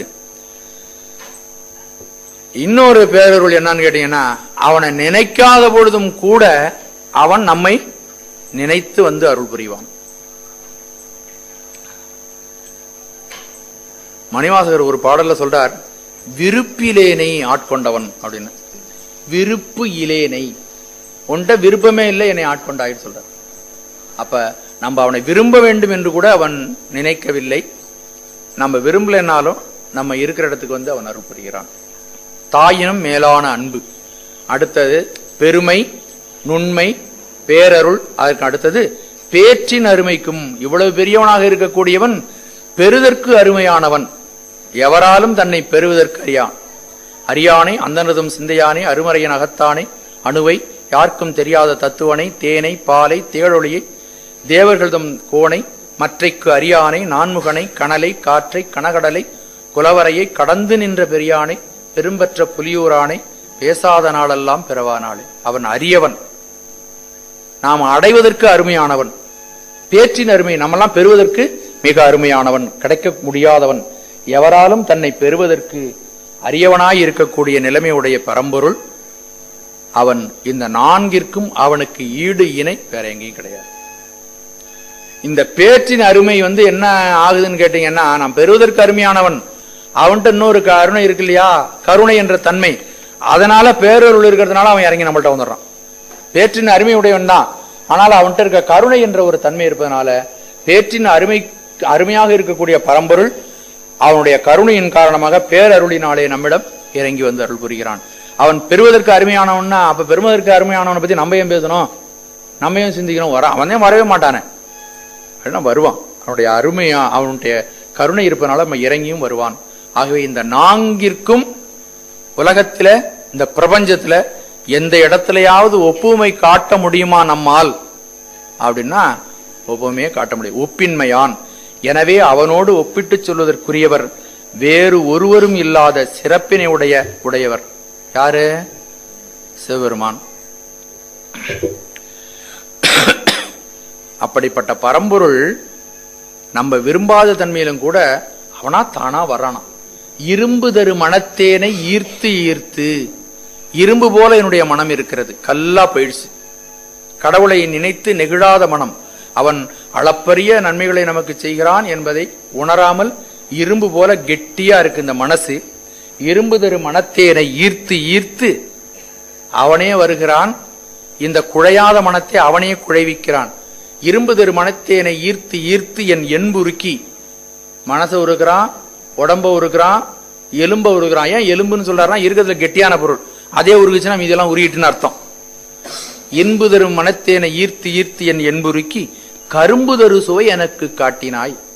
அவ இருக்கிற பெரிய நிலையிலிருந்து இறங்கி வந்து நம்ம அவனை வேணான்னு சொல்லக்கூடிய விருப்பு இல்லாதவர்களை அவன் நெருங்கி வந்து அருள் புரிந்து இந்த இரும்பு போன மனத்தை எல்லாம் உருக்கி கரும்பு தரு சுவை எனக்கு காட்டினை உன் கடலினைகள் ஒருங்குதிரை உளவு சடையுடையானே நரிகளெல்லாம் பெருங்குதிரையாக்கியவார் அன்றே உன் பேரருளே. எனக்காக ஒரு பக்தனுக்காக எங்க உலகத்துல அதர்மம் எழுந்துருச்சு அப்படின்னு அவதாரம் இறங்கி வருவதாக பெரியவர்கள் எல்லாம் சொல்லுகிறார்கள். அப்படி அவதாரங்கள் நிகழ்ந்திருக்கின்றன. ஆனால் ஒரு பக்தன் படக்கூடிய ஒரு துன்பத்திற்கு அவன் இறங்கி வந்தான், நரிகளை எல்லாம் குதிரையாக்கினான். இந்த பாண்டின நாட்டு மண்ணிலே அவன் பெருங்காலோடு நடந்தான், மண்ணை அள்ளினான், தலையில் சுமந்தான், ஆற்றிலே கொன்று கொட்டினான், பெரும்படிப்பட்டான். இவ்வளவும் அவனுடைய கருணை. ஆகவே பெறுதற்கரிய பெருமையுடையவன் அவனுடைய பேரருளின் காரணமாக இறங்கி வந்து நம்மை நாடி வந்து நம்முடைய மனதையும் நெகிழ்வித்து நமக்கு அருள் கொடுக்க அவன் தயங்காதவன் என்ற செய்திகளை இந்த பாடலிலே பெருமான் உமாபதி சிவாச்சாரியா நமக்கு வழங்கி அருள்கிறார்கள். பெருமைக்கும் நுண்மைக்கும் பேரருக்கும் பேற்றின் அருமைக்கும் ஒப்பு இன்மையான், இதற்கு நிகர் யாரையுமே சொல்ல முடியாது. சாமியை கும்பிடும்போது எல்லாம் நினைச்சுக்கங்க, இந்த ஞானத்தோடு கூடி ஒரு வழிபாடு செய்து பாருங்கள். இந்த 10 பாட்டையும் அதனுடைய கருத்துக்களையும் நல்லா ஆழ்ந்து சிந்தனை செஞ்சு உட்கார்ந்து கண்ணை மூடிக்கிட்டு அவனை எதுக்க உட்கார வச்சுக்கிட்டு படத்தின் மூலமாக உருவத்தின் மூலமாக எழுந்துருளச் செய்து இந்த விஷயங்களெல்லாம் நிகழ்ந்து அப்படி நிகழ்ச்சியோடு ஒரு சொட்டு கண்ணீர் உங்கள் உள்ளத்தில் இருந்து வந்தால் அது கோடி கோடியாக நீங்க பாலை ஊற்றி அபிஷேகம் பண்ணதை விட உயர்ந்தது. அதனால் நீங்கள் அடையக்கூடிய ஒன்றும் செய்ய வேண்டாம். ஒரு திருவடியில ஒரு மலரை இட்டுட்டு எழுந்திச்சு வந்தீங்கன்னா அதனால பல பிறவிகளில் நீங்கள் சேர்த்த கோடி கோடியான பாவங்கள் உங்களை விட்டு விலகிவிடும். இதுதான் உண்மையான வழிபாடு. ஞானத்தினால் தொடுவார் சில ஞானிகள். ஞானத்தினால நம்ம எல்லாம் வழங்கணும். நம்ம கிரியைகள் வேண்டாம்னு நான் சொல்லல. கிரியைகள் ஞானத்தை உண்டு பண்ணும். இந்த ஞானத்தோடு கூட அந்த கிரியை செய்யும் பொழுது அது மிக உயர்ந்த உன்னதமான பலனை உங்களுக்கு தெரியும். அப்படி அந்த ஒரு பூஜையை, ஒரு சிறப்பான வழிபாட்டை நீங்கள் செய்தீர்களானால் அது உங்களுக்கு பல்வேறு பிறவிகளில் வரக்கூடிய துன்பங்களில் இருந்து உங்களை நீக்கி ஒரு நல்ல உயர்ந்த ஒரு ஸ்தானத்தில் உங்களை கொண்டு போய் வைக்கும். பெருமைக்கும் உண்மைக்கும் பேரருட்கும் பேற்றின் அருமைக்கும் ஒப்பு இன்மையான். 4வது திருப்பாடல். ஐந்தொழில் ஆற்றும் சிவபெருமானே நமக்கு புகலிடம். நமக்கு அவன்தான் கதி. கதி அடியேற்குன் கடல் தந்து அப்படின்னு சொல்றார். உன்னுடைய திருவடிகள் தான் எனக்கு. மணிவாசக பெருமான் கதி. நம்ம எல்லா விஷயத்தும் எல்லா துன்பங்களிலிருந்தும் நம்ம காப்பாற்றி நமக்கு வாழ்வளிக்கக்கூடிய சரணாகதி அடையக்கூடிய ஒரு இடம் எதுன்னா அது சிவபெருமானுடைய திருவடி. கதி அடியேற்குன் கடல் தந்து என்று அவர் சொல்லுகிறார். சிவபெருமான் தான் நமக்கு புகலிடம். ஆக்கி எவையும் அழித்து ஆசுடன் அடங்க போக்கும் அவன் போகா புகழ். நாம் விரும்பணுமோ விரும்பலையோ அவன்தான் நமக்கு முடிவான புகலிடம். எவையும் ஆக்கி உயிர்களுக்கு தேவையான அனைத்தையும் படைத்து அவன் செய்யக்கூடிய, ஏன் அவன் தான் புகலிடம் அப்படின்னா, இந்த பிரபஞ்சத்தை அவன்தான் சிருஷ்டி செய்கிறான். அழித்து அவ்வாறு ஆக்கியவற்றை காத்தும் அதற்கான காரணத்தை மறைத்தும். அதாவது இந்த ஆக்கல், காத்தல், அழித்தல் இந்த மூன்றுலையும் 5 அடக்கி இந்த பாட்டில் சொல்றார். இப்போ இந்த காப்பாற்றுதல் என்பதிலே மறைத்தலையும் சேர்த்து மறைத்தும் ஆசுடன் அடங்க பேரூழி காலத்தில் உயிர்கள் ஆணவமலத்துடன் கேவலமாய் நிற்கும்படி ஒடுக்கியும். நம்ம ஒரு ஊழிக்காலம் வரையிலும் பிறந்திருந்து மறுபடியும் பிறக்கிறோம், மறுபடியும் பிறக்கிறோம், மறுபடியும் பிறக்கிறோம், மறுபடியும் இறக்கிறோம். இப்படியே போய் நம்முடைய ஆணவமலத்தை போக்குறதுக்காக கொடுத்த இந்த பிறவிகளை எல்லாம் வீணடிச்சுட்டு வச்சுங்க, என்ன செய்யறது? அந்த ஆணவமலத்தோடையே மறுபடியும் பேரூழி காலத்துல நம்ம ஒடுங்குறோம். மறுபடியும் ஒரு ஊழிக்காலம் வந்து மறுபடியும் புனருற்பவம், மீண்டும் புனருற்பவம் நிகழும் பொழுது, மீண்டும் இந்த உலகத்தை சிருஷ்டிக்கும் பொழுது மறுபடியும் அந்த ஆணவமலத்தோட நம்ம வரும். ஏன் மறுபடியும் அந்த ஒரு ஊழிக்காலம் கூட அவன் பொறுமையா பார்த்துக்கிட்டு இருக்கான். அதன் பிறகு நம்மை இந்த ஆணவமலத்திலிருந்து நீக்குவதற்காக மீண்டும் அவன் ஆசுடன் போக்கி மீண்டும் ஆசுடன் கொண்டு வந்து ஆணவமலத்தை கழட்டி நம்மளை சுத்தனாக்க அவன் அவ்வளவு பாடுபடுறான். ஒரு தடவை செலவைக்கு போடுறான், அழுக்கு போகல, அப்புறம் மீண்டும் ஒரு தடவை போடுறோமா இல்லையா, அந்த அழுக்கு போகல, இன்னொரு தடவை போய் வெளுத்து கொண்டு வாப்பா அப்படின்னு சொல்லி ஒரு தடவை நம்ம போட்டு நல்லா சோப் போட்டு பார்க்குறோம், துவைச்சு பார்க்குறோம், போகல, மறுபடியும் வேனிஷ் எல்லாம் கலந்து இன்னொரு தடவை செய்யறோம். இன்னொரு தடவை இதை விட இன்னும் சரியான ரசாயன பொருள் ஏதாவது இருக்கான்னு பார்த்து நம்ம செய்யறோமா இல்லையா? அது போல, ஏன்னா அழுக்க போக்குறவர்களும் நம்மள ஓய போறதில்லை. வெள்ளை சட்டல போட்டுருக்கிறோம், அதுல அழுக்கு இருந்தா பாக்குறதுக்கு நல்லா இருக்காது. ஆகவே இறைவன் இது இந்த உயிரை தூய்மையாக்குவதற்கு அவன் பல முயற்சிகளை அவன் எடுத்துக்கொள்கிறான். கருணையோடு அவன் எடுத்துக்கொள்கிற முயற்சிகள், அவனுடைய கருணை, அதையெல்லாம் நாம் சிந்தித்து பார்க்கும் பொழுது இவனை தவிர புகலிடம், இந்த அழுக்கை போக்கக்கூடிய தன்மை இவனிடம் மட்டும்தான் இருக்கிறது. வேறு யாராலும் அந்த அழுக்கை போக்க முடியாது. இவன்தான் முழு சரணாகதி அடைவதற்கும் நாம் புகலிடமாக அடைவதற்கும் உரிய பொருள். இவனால் மட்டுமே இது முடியும். ஆக்கி எவையும் அளித்த ஆசுடன் அடங்க போக்கும் அவன் போகா புகழ். அதுக்கு அடுத்து ஆசுடன் அடங்க பேரூழி காலத்தில் உயிர்கள் ஆணவமலத்துடன் கேவலமாய் நிற்கும்படி ஒடுக்கியும் ஆசுடன் போக்கும் அவன். ஆணவமலத்தோடு பிற மலங்களையும் ஒருங்கே போக்கி உயிர்களுக்கு அருளை செய்கின்றவன். அதற்கு அடுத்தபடியாக ஆசுடன் அடங்க செய்கிறான். மீது ஆசுடன் வருகின்ற உயிர்களுக்கு அந்த மலத்தை எல்லாம் போக்கி அவனுடைய திருவருளையும் அவன் செய்கிறான், அருளையும் செய்கிறான். அப்படி இந்த பஞ்ச கிருத்தியங்களையும் செய்யக்கூடிய சிவபெருமான் தான் போகா புகழ். நாம் அவனை தவிர வேறு நாம் அடைக்கலமாவதற்கு இடம் வேறு எதுவும் இல்லை. இந்த பாடல்ல சிவபெருமான் செய்தருள்கின்ற 5 தொழில்களை இந்த பாடல் சொல்லுகிறது. ஆசுன்னா குற்றம். உயிர் குற்றம் எது? உயிருக்கு குற்றம் ஆணவமலம். இந்த இடத்துல ஆணவமலம். நமக்கு 2 நிலைமைகள் இருக்கின்றன. ஒன்று கட்டுண்ட நிலை, இப்ப நம்ம இருக்கிற சகல நிலை. இந்த கட்டுண்ட நிலையில நம்ம இருக்கிறோம். இப்பொழுது நாம் ஆசுடன் இருக்கிறோம், குற்றத்துடன் இருக்கிறோம். இப்ப இறைவன் என்ன செய்கிறான்னா, அவனுடைய கருணையினால நம்மிடமிருந்து ஆணவமலத்தை வேறுபடுத்தி நம்மை சுத்தனாக்க ஆகுகிறான். கட்டுண்ட நிலையிலும் கடவுள் நம்மோடு இருக்கிறான். அதை நம்ம தெளிவாக உணர்ந்து கொள்ள வேண்டும். இந்த கட்டு நீங்கிய நிலையிலும் இறைவன் நம்மோடு இருக்கிறான். ஆக அவன்தான் போகா புகழ். அவனை தவிர புகலிடம் வேற உனக்கு நமக்கு வேற புகலிடம் என்பது ஒன்றும் கிடையாது. கதி அடியேற்கு உன் கடல் தந்து அருளவும். நீதான் என்னுடைய கதி, நான் அடைவதற்குரிய கதி உன்னுடைய திருவடிதான். நீ அருளவும், அந்த திருவடிகளை நீ எனக்கு அருள்விட்டாய், ஆனா எனக்கு அது தெரியல. ஊன் கழியா விதியடியேன், நான் இந்த உடலையே மெய்யென்று, இதுதான் கதி, இந்த உடம்புதான் எனக்கு நான் சார்ந்திருக்கின்ற பொருள், இதனுடைய சுகதுக்கங்களுக்காக நான் பாடுபட வேண்டும் என்று என்னுடைய வாழ்க்கையை நடத்தி கொண்டிருக்கின்றேன். ஊன் கழியா விதியடியேனை விடுதி கண்டாய். அப்படி உண்மையான விஷயம் என்னன்னா, உன்னுடைய திருவடி தான் எனக்கு கதி என்று நான் நினைத்துக் கொண்டிருக்க வேண்டும். ஆனால் நான் என்னுடைய உடம்பையே பெரிதாக நினைத்து இதற்கு தொடர்பான வாழ்க்கையை நான் வாழ்ந்து கொண்டிருக்கிறேன். அப்படிப்பட்ட என்னை கைவிட்டு விடாதே. நீதான் என்னை தூக்கி என்னை காப்பாற்றக்கூடிய மிக உயர்ந்த கருணையாளன். கதி அடியேற்குன் கடல் தந்து அருளவும் ஊன்கழியா விதி அடியேனை விடுதி கண்டாய் வெந்தலை முடையில் பதியுடை வாளரப் பார்த்து இறை பைத்துச் சுருங்க அஞ்சி மதிநீரில் குளித்து ஒழிக்கும் சடை மன்னவனே. சிவபெருமானுடைய பெருமைகளை சொல்லி சொல்றார், நீதான் எனக்கு கதி, நான் என்னுடைய உடலையே கதியாக நினைத்துக் கொண்டிருக்கின்றேன். இந்த சிக்கலிலிருந்து, இந்த கட்டு நிலையிலிருந்து என்னை நீக்கி கட்டற்ற நிலைக்கு கொண்டு செல்வது நீதான், ஆகவே என்னை கைவிட்டு விட வேண்டாம் என்று பெருமான் இந்த பாடலில் சொல்லி அருள்கிறார்கள். இந்த கருத்துக்களை எல்லாம் அடங்கிய இந்த குறள், ஆக்கி எவையும் அழித்து ஆசுடன் அடங்க போக்கும் அவன் போகா புகழ். பெருமான் திருமேனிகளை எடுத்துக்கொள்கிறான். அவன் திருமேனிகளை எடுத்துக்கொள்வதற்கு என்ன காரணம், ஏன் உருவம் எடுத்துக்கொள்கிறான் அப்படிங்கிறத இந்த பாடல்ல சொல்கிறார். அருவும் உருவும் அறிஞர்க்கு அறிவாம் உருவும் உடையான் உடன். அருவும்,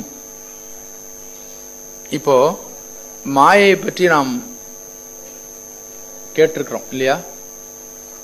மாயையில 36 தத்துவங்கள் இருக்கின்றன. இறைவன் இந்த மாயை கடந்த உயர்வுல இருக்கிறான். அந்த அவனுக்கு பரசிவன் என்று பெயர். அவனுடைய அருட்சக்தி சங்கற்பிக்கிறது, இந்த உயிர்களெல்லாம் துன்பத்திலிருந்து விட வேண்டும் என்று சங்கற்பிக்கிறது. அந்த சங்கல்பம் தான் பராசக்தி.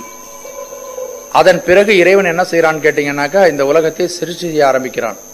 முதல் சிருஷ்டி நாதம், அடுத்த சிருஷ்டி விந்து. அப்போ பரநிலையில் இருக்கக்கூடிய சிவன் சக்தி, நாதம், விந்து, இந்த நாளும் உருவம் இல்லை. அதுக்கு நாளுக்கும் பேரு அருவம். அதாவது இந்த நாதம் விந்தியும் சிவன் சக்தி என்று சொல்வார்கள். மாயை கடந்த நிலையில் உள்ளது பரசிவன் பராசக்தி அப்படின்னு வச்சுங்க, அப்ப புரியும். அந்த மாயையில முதல் படைப்பு 2 இருக்கு, நாதம் விந்து, பரநாதம் பரவிந்து. பரசிவம் பராசக்தி நாதம் விந்து, இந்த 4ம், இந்த நாதம் விந்து மாயைக்கு உட்பட்ட முதல் சிருஷ்டிகள் 2. அது அருவம், அதுக்கு உருவமே கிடையாது. அதன் பிறகு அடுத்தது அருவுருவும். அருவமாகவும் உருவமாகவும் இருக்கக்கூடிய பரம்பொருள் எது? சிவலிங்கம். நம்முடைய சைவ சமயத்துல எல்லா விதமான வழிபாடுகளையும் உள்ளடக்கியது, விரிந்த கொள்கையுடையது. இதுல நிர்குண பிரம்ம வழிபாடு உண்டான்னா உண்டு, அருவமாகவும் உருவமாகவும் உள்ள வழிபாடு உண்டான்னா அதுவும் உண்டு,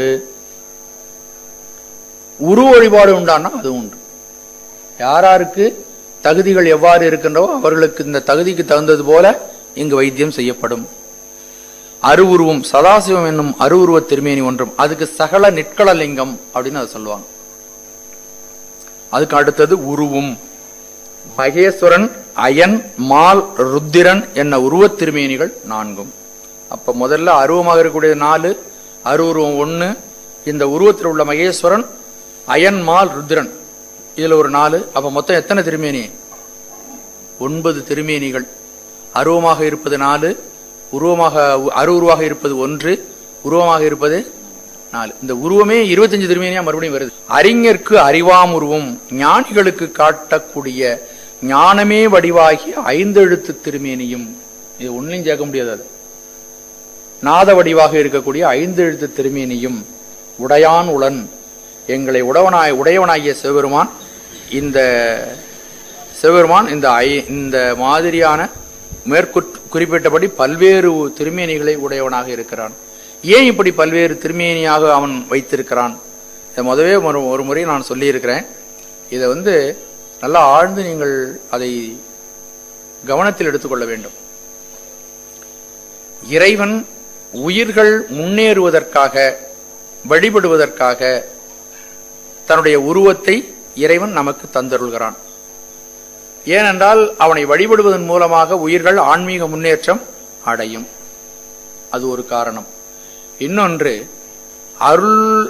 அந்த பக்தர்களுக்கு அருள வேண்டி சில சமயம் திருமேனி எடுத்துக்கொண்டு இந்த பூமிக்கு இறங்கி வர்றான். அப்ப அருள் புரிவதற்காக அவன் திருமேனி எடுத்துக்கலாம். மேனி இல்லாதவன் அருளையே திருமேனியாக எடுத்துக்கொண்டு, இப்ப மாணிக்க வாசகருக்காக அவன் மண் சுமந்தவனாக அவன் இறங்கி வந்திருக்கிறான். அப்போ ஒரு திருமேனி எடுத்துக்கிட்டான் இல்லையா, அது அருளையே திருமேனியாக கொண்டு இறங்கி வருகிறான். அப்ப பக்தர்களுக்கு அருள்வதற்காக அவன் திருமேனி எடுத்துக்கொள்வது, அவன் திருமேனி எடுத்துக்கொள்வதற்குரிய காரணங்கள், பக்தர்களுக்கு அருள்வதற்காக திருமேனி எடுத்துக்கொள்கிறான். இந்த உயிர்கள் எல்லாம் ஆன்மீக முன்னேற்றம் அடைய வேண்டும் என்பதற்காக அதற்கு வழிபாடுகள் பயன்படுகின்றன. ஆக வழிபாடு செய்வதற்காக அவன் உருவம் எடுத்துக் கொள்கிறான். இன்னொன்று, இந்த உயிர்கள் எல்லாம் உருவத்தில் இருக்கின்றன. எல்லா ஜீவர்களுக்கும் உருவம் இருக்கு.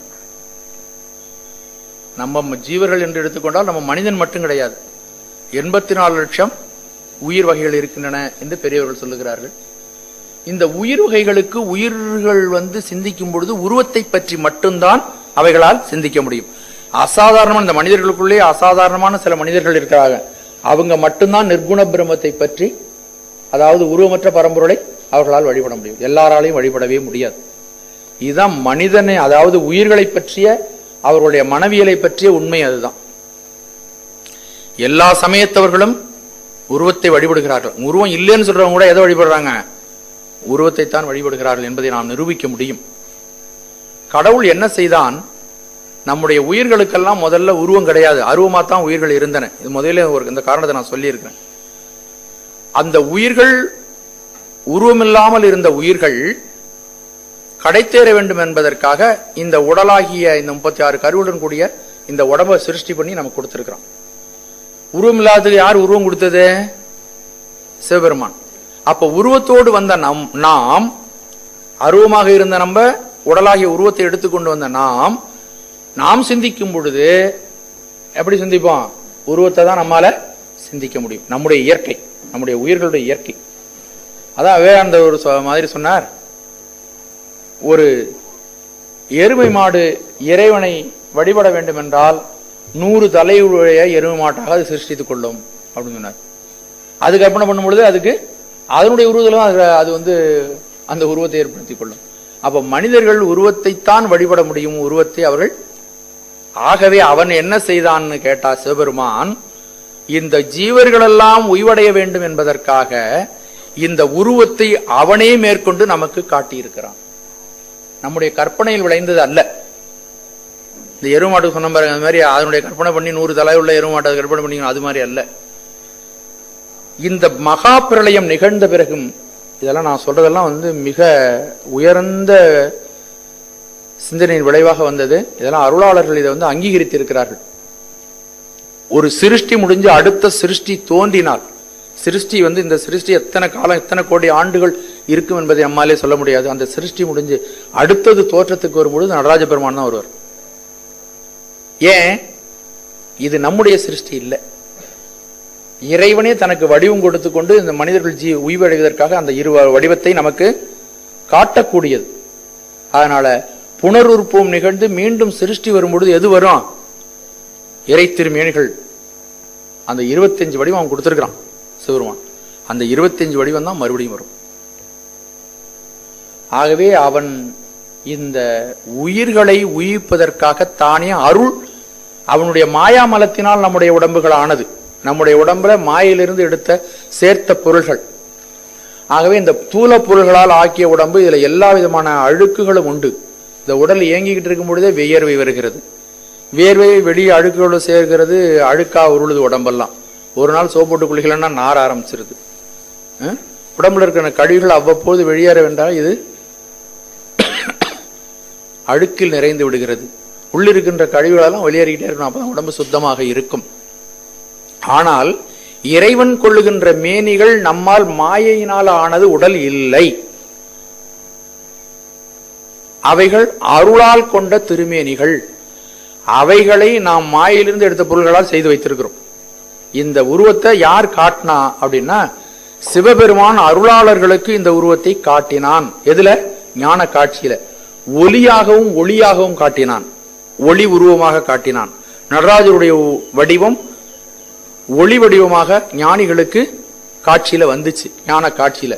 அந்த ஞானிகள் என்ன செஞ்சாங்கன்னா, அதை சிற்பிகள் மூலமாக நமக்கு உருவாக்கி கொடுத்துருக்கு. அதனால இது நம்ம செஞ்சது இல்லை. அதாவது மனிதனால் உருவாக்கப்பட்ட பொருள்கள் அனைத்தும் மாற்றம் அடையும். இதே கடிகாரத்தை முதலாக செய்த பொழுது இந்த மாதிரி வடிவமைக்கப்படவில்லை, பெருசா செஞ்சு வச்சிருந்தோம். அப்புறம் பொருள்கள் எல்லாம் மேலும் மேலும் அவருடைய விஞ்ஞானம் வளர வளர, ஞானம் வளர வளர, இது இப்ப கையில கட்டிக்கிறது மாதிரி வந்திருக்கு. ரிஸ்ட் வாட்ச் எல்லாம் அப்ப முதல்ல கிடையாது, பெரிய கடிகாரமா இருக்கும். காரே முதல்ல செஞ்ச உடனே அந்த முதல் காரை எடுத்து பாத்தீங்கன்னா இவ்வளவு வசதிகள் இருந்திருக்குதா? இல்ல. சைக்கிளுக்கு சட்டமா வீல் கண்டுபிடிச்சாங்களாம் முதல்ல. ஒரு சட்டத்தை உருட்டி உருட்டி எல்லாம் போய் வந்திருக்கிறாங்க. அப்ப அறிவு, மனிதனுடைய அறிவு மேலாக அனுபவம் வர வர அந்த பொருள்கள்ல அவன் இன்னும் நுணுக்கங்களை எல்லாம் கண்டுபிடிக்கிறான். இப்ப இருக்கிற காரை விட இன்னும் கொஞ்சம் காலம் போச்சுன்னா, ஒரு 50 வருஷம் போச்சுன்னா இன்னும் மேலும் சில வசதிகள் அதில் இருக்கும். அப்ப மனிதனுடைய கண்டுபிடிப்புகள் காலம் தோறும் மாறி மாறி அமைகின்றன. எந்த பொருள் கண்டுபிடிச்ச பொருள் போல ஒரு பொருள் இல்லை. மறுபடியும் அவைகள் மாறிக்கிட்டே இருக்கு. ஏனென்றால் மனிதனுடைய அறிவு அனுபவத்தினால் வளர்ந்து கொண்டே இருக்கிறது. இறைவனுடைய அறிவு சாஸ்வதமானது, முழுமையான அறிவு. அவன் முற்றறிவு படைத்தவன். ஒரு முறை ஒரு பொருளை செஞ்சு வச்சானா அப்படியே இருக்கும். மனித வடிவம் முதல்ல தோற்றுவிக்கப்பட்ட பொழுது எப்படி இருந்தோ அதே போலதான் இப்பொழுதும் இருக்கிறது. அதுல மாறுதல் எல்லாம் கிடையாது. அப்ப அவன் முழுமையான அறிவு பெற்றவன், முழுமையான பொருளையும் அவன் செய்து விட்டான். இல்ல இந்த ஆல்ட்ரேஷன் பண்ணலாம், இந்த மாறுதலை ஏற்படுத்த வேண்டும், அப்படிதான் லகுவகை இயங்கும் அப்படிங்கிறது நமக்கு. ஆனா இறைவனுடைய சிருஷ்டியில அந்த மாறுதல்கள் எல்லாம் தேவைப்படாது. அவன் முற்றறிவு படைத்தவன். ஆகவே அவன் தனக்கென்று ஒரு அருள் திருமேனியை எடுத்து அதை நம்மகிட்ட காட்டியிருக்கிறான். அதனால அதுல எந்த விதமான மாறுபாடும் வரவே வராது. இப்ப மட்டும் இல்ல, எத்தனை ஊழிகள் தாண்டினாலும் உருவத்தில் மாற்றம் இல்லை. ஆகவே அறிஞருக்கு அறிவான உருவாக இருக்கிறான். இதையும் நம்ம தெரிந்து கொள்ள வேண்டும். அஞ்செழுத்து உருவமாகவும் அவன் பஞ்சாக்கர திருமேனியாகவும் தன்னை கொண்டுள்ளான். ஆகவே இறைவன் பல வடிவங்கள் உள்ளவன். அருளால் இந்த திருமேனிகளை எல்லாம் ஏற்றுக்கொள்கிறான். ஏதோ உருவ வழிபாடு ரொம்ப அரிச்சுடி, ஒன்னும் தெரியாத குழந்தைகள் அப்படின்லாம் சொல்லவே சொல்லாதீங்க. சுவாமிஜி சொல்றார், உருவ வழிபாடு என்பது ஒரு பரமஹம்சரை உருவாக்குமானால் 1000 உருவங்களை நாம் சிருஷ்டி செய்து கொள்ளலாம். இப்போ உருவ வழிபாடு பரமஹம்சர் என்ற உயர்ந்த ஒரு ஞானியை உருவாக்குமானால், உருவ வழிபாட்டில் தானே போனார் அவரு. பவதாரணியை வணங்கி பவதாரணிய அவர் தியானம் செய்து வழிபாடு செய்து அந்த நிலைமைக்கு அவர் போனார், பரமஹம்சராக மாறினார். அப்போ உருவ வழிபாடு ஒரு பெரிய பரமஹம்சரை உருவாக்குமானால் அத்தனை 1000 வடிவங்களை வைத்துக் கொண்டால் என்ன அப்படின்னு சொல்றார் உருவ வழிபாட்டு. ஆகவே உருவம் என்பது ஏதோ அரிச்சவுடைய குழந்தைகள், சின்ன தகுதி உள்ளவங்க தான் அதை கும்பிடுவாங்க அப்படின்லாம் சொல்றது அறியாமையில் விளைந்த ஒரு செய்தி. அதை நம்ம நிராகரிக்க கடமைப்பட்டிருக்கிறோம். நம்முடைய சமயத்துல எது இல்லை, நிர்குண பிரம்ம வழிபாடு நம்மகிட்ட இருக்கு. சோதியே சுடரே சூழொளி விளக்கே சுரிகுழல் பனைமுலை மடந்தை பாதியே பரணே பால்கொள்வெண் நீற்றாய் பங்கையத்து அயனுமால் அறியா நீதியே செல்வத் திருப்பெருந்துறையில் நிறைமலர் குருந்தம் மேவிய சீர் ஆதியே அடியேன் ஆதரித்தழைத்தால் அதந்துவே என்றருளாயி.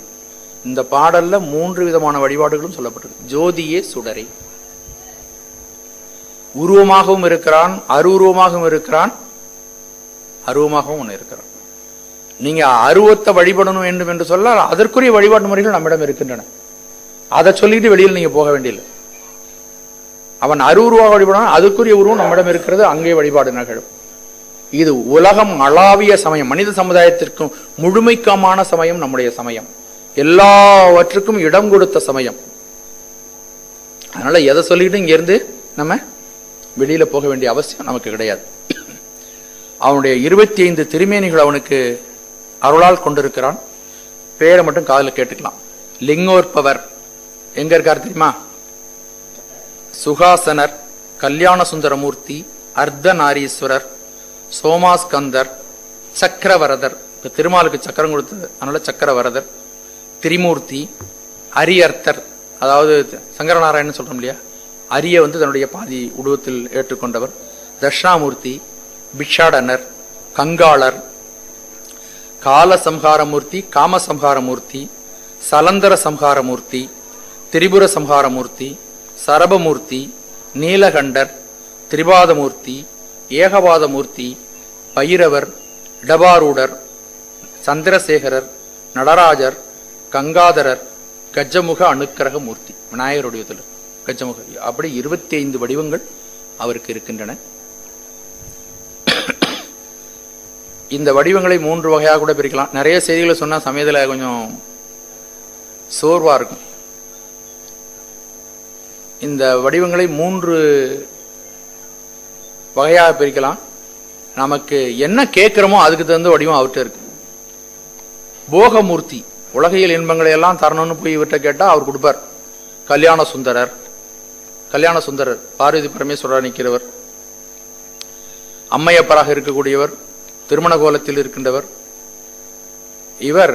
இவருக்கு போகமூர்த்தி என்று பெயர். சரி, உலகியல் வாழ்க்கை சிறப்பாக நடக்கணும், போகமூர்த்தியை வணங்கி அவர்கிட்ட வரம் கேட்டுக்கலாம். நம்ம எது தேவையோ அதை. வேண்டுவார்க்கு வேண்டுவதே ஈவான் கண்டாய். அடுத்தது யோக வடிவம். எனக்கு இந்த உலகியல் இன்பங்கள் எல்லாம் சாஸ்வதமானதில்லை, எனக்கு சாஸ்வதமான இன்பம் வேணும், எனக்கு நல்ல சாஸ்வதமான ஆனந்தம் வேணும்னு கேட்டா தட்சிணாமூர்த்தி யோகமூர்த்தியாக வீற்றிருக்கிறார். அது யோக வடிவம். இன்னொரு வடிவம், பக்தர்களுக்கு அருள வேண்டி வேக வடிவம் எடுத்துக் கொள்கிறார். தேவர்களை காப்பாற்றுவதற்கும் பக்தர்களை காப்பாற்றுவதற்கும் வேக வடிவம். போக வடிவம், யோக வடிவம், இன்னொரு வடிவம் வேக வடிவம். காலசம்ஹார மூர்த்தி, திரிபுர சம்ஹார மூர்த்தி. அப்படி வேக வடிவம், வீரராக வேகமாக வரக்கூடிய, விரைந்து வந்து அருளக்கூடிய ஒல்லை விடையானை பாடுதுங்கான் அம்மானாய் என்று மணிவாசக பெருமான் சொல்கிறார். அந்த விடை இருக்க, அது ஒல்லை விடையான். பக்தர்கள் எப்பொழுதாவது துன்பப்பட்டால் அந்த விடை மேலே ஏறிக்குவானா. என்னடா அந்த ரிஷபம் மெதுவா நடந்து வருமேன்னு நம்ம சொல்லுவோம், நினைப்போம் இல்லையா? அந்த விடை என்னன்னா ஒல்லை விடை. மிக மிக கடுமையான வேகத்தில், ஒல்லை விடைனா வேகமாக வரக்கூடிய ரிஷப வாகனத்தில் ரிஷபாரூடராக அவர் இருப்பார். ஆகவே அவன் பக்தர்களுக்கு அருள் புரிவதற்காக போக வடிவம், யோக வடிவம், வேக வடிவம் என்ற வடிவங்களிலே அவன் பல்வேறு 25 வடிவங்களை எடுத்துக்கொண்டு நமக்கு அருள் தருவதற்காக இருக்கிறான். ஆகவே இறைவன் இத்தகைய திருமேனிகளை மேற்கொள்கிறான். இந்த திருமேனிகள் எல்லாம் நம்முடைய நன்மைக்காக என்று நாம் உணர்ந்து கொள்ள வேண்டும்.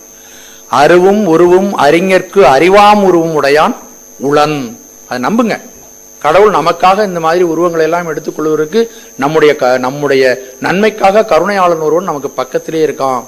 சொந்தங்களுக்கெல்லாம் மிக நெருங்கிய சொந்தம் அவனாக இருக்கிறான் என்பதை நீங்கள் உணர்ந்தவர்களாக உங்களுடைய வாழ்க்கையை தொடங்க வேண்டும். உங்கள் வாழ்க்கையில் நீங்க இருக்கணும் என்று இந்த பாடலிலே சொல்லி அருள்கிறார். பக்தர்கள் வழிபடுவதற்காக, பக்தர்களுக்கு நேரடியே தரிசனம் செய்து அவருடைய துன்பத்தை நீக்குவதற்காக,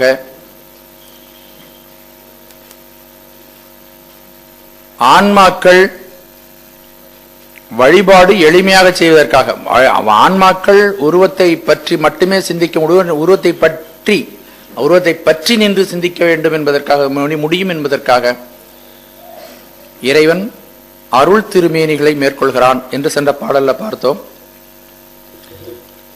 இந்த அருள் திருமேனிகளை நாம கற்பனை பண்ணி சிருஷ்டி செய்திருக்கிறோமா?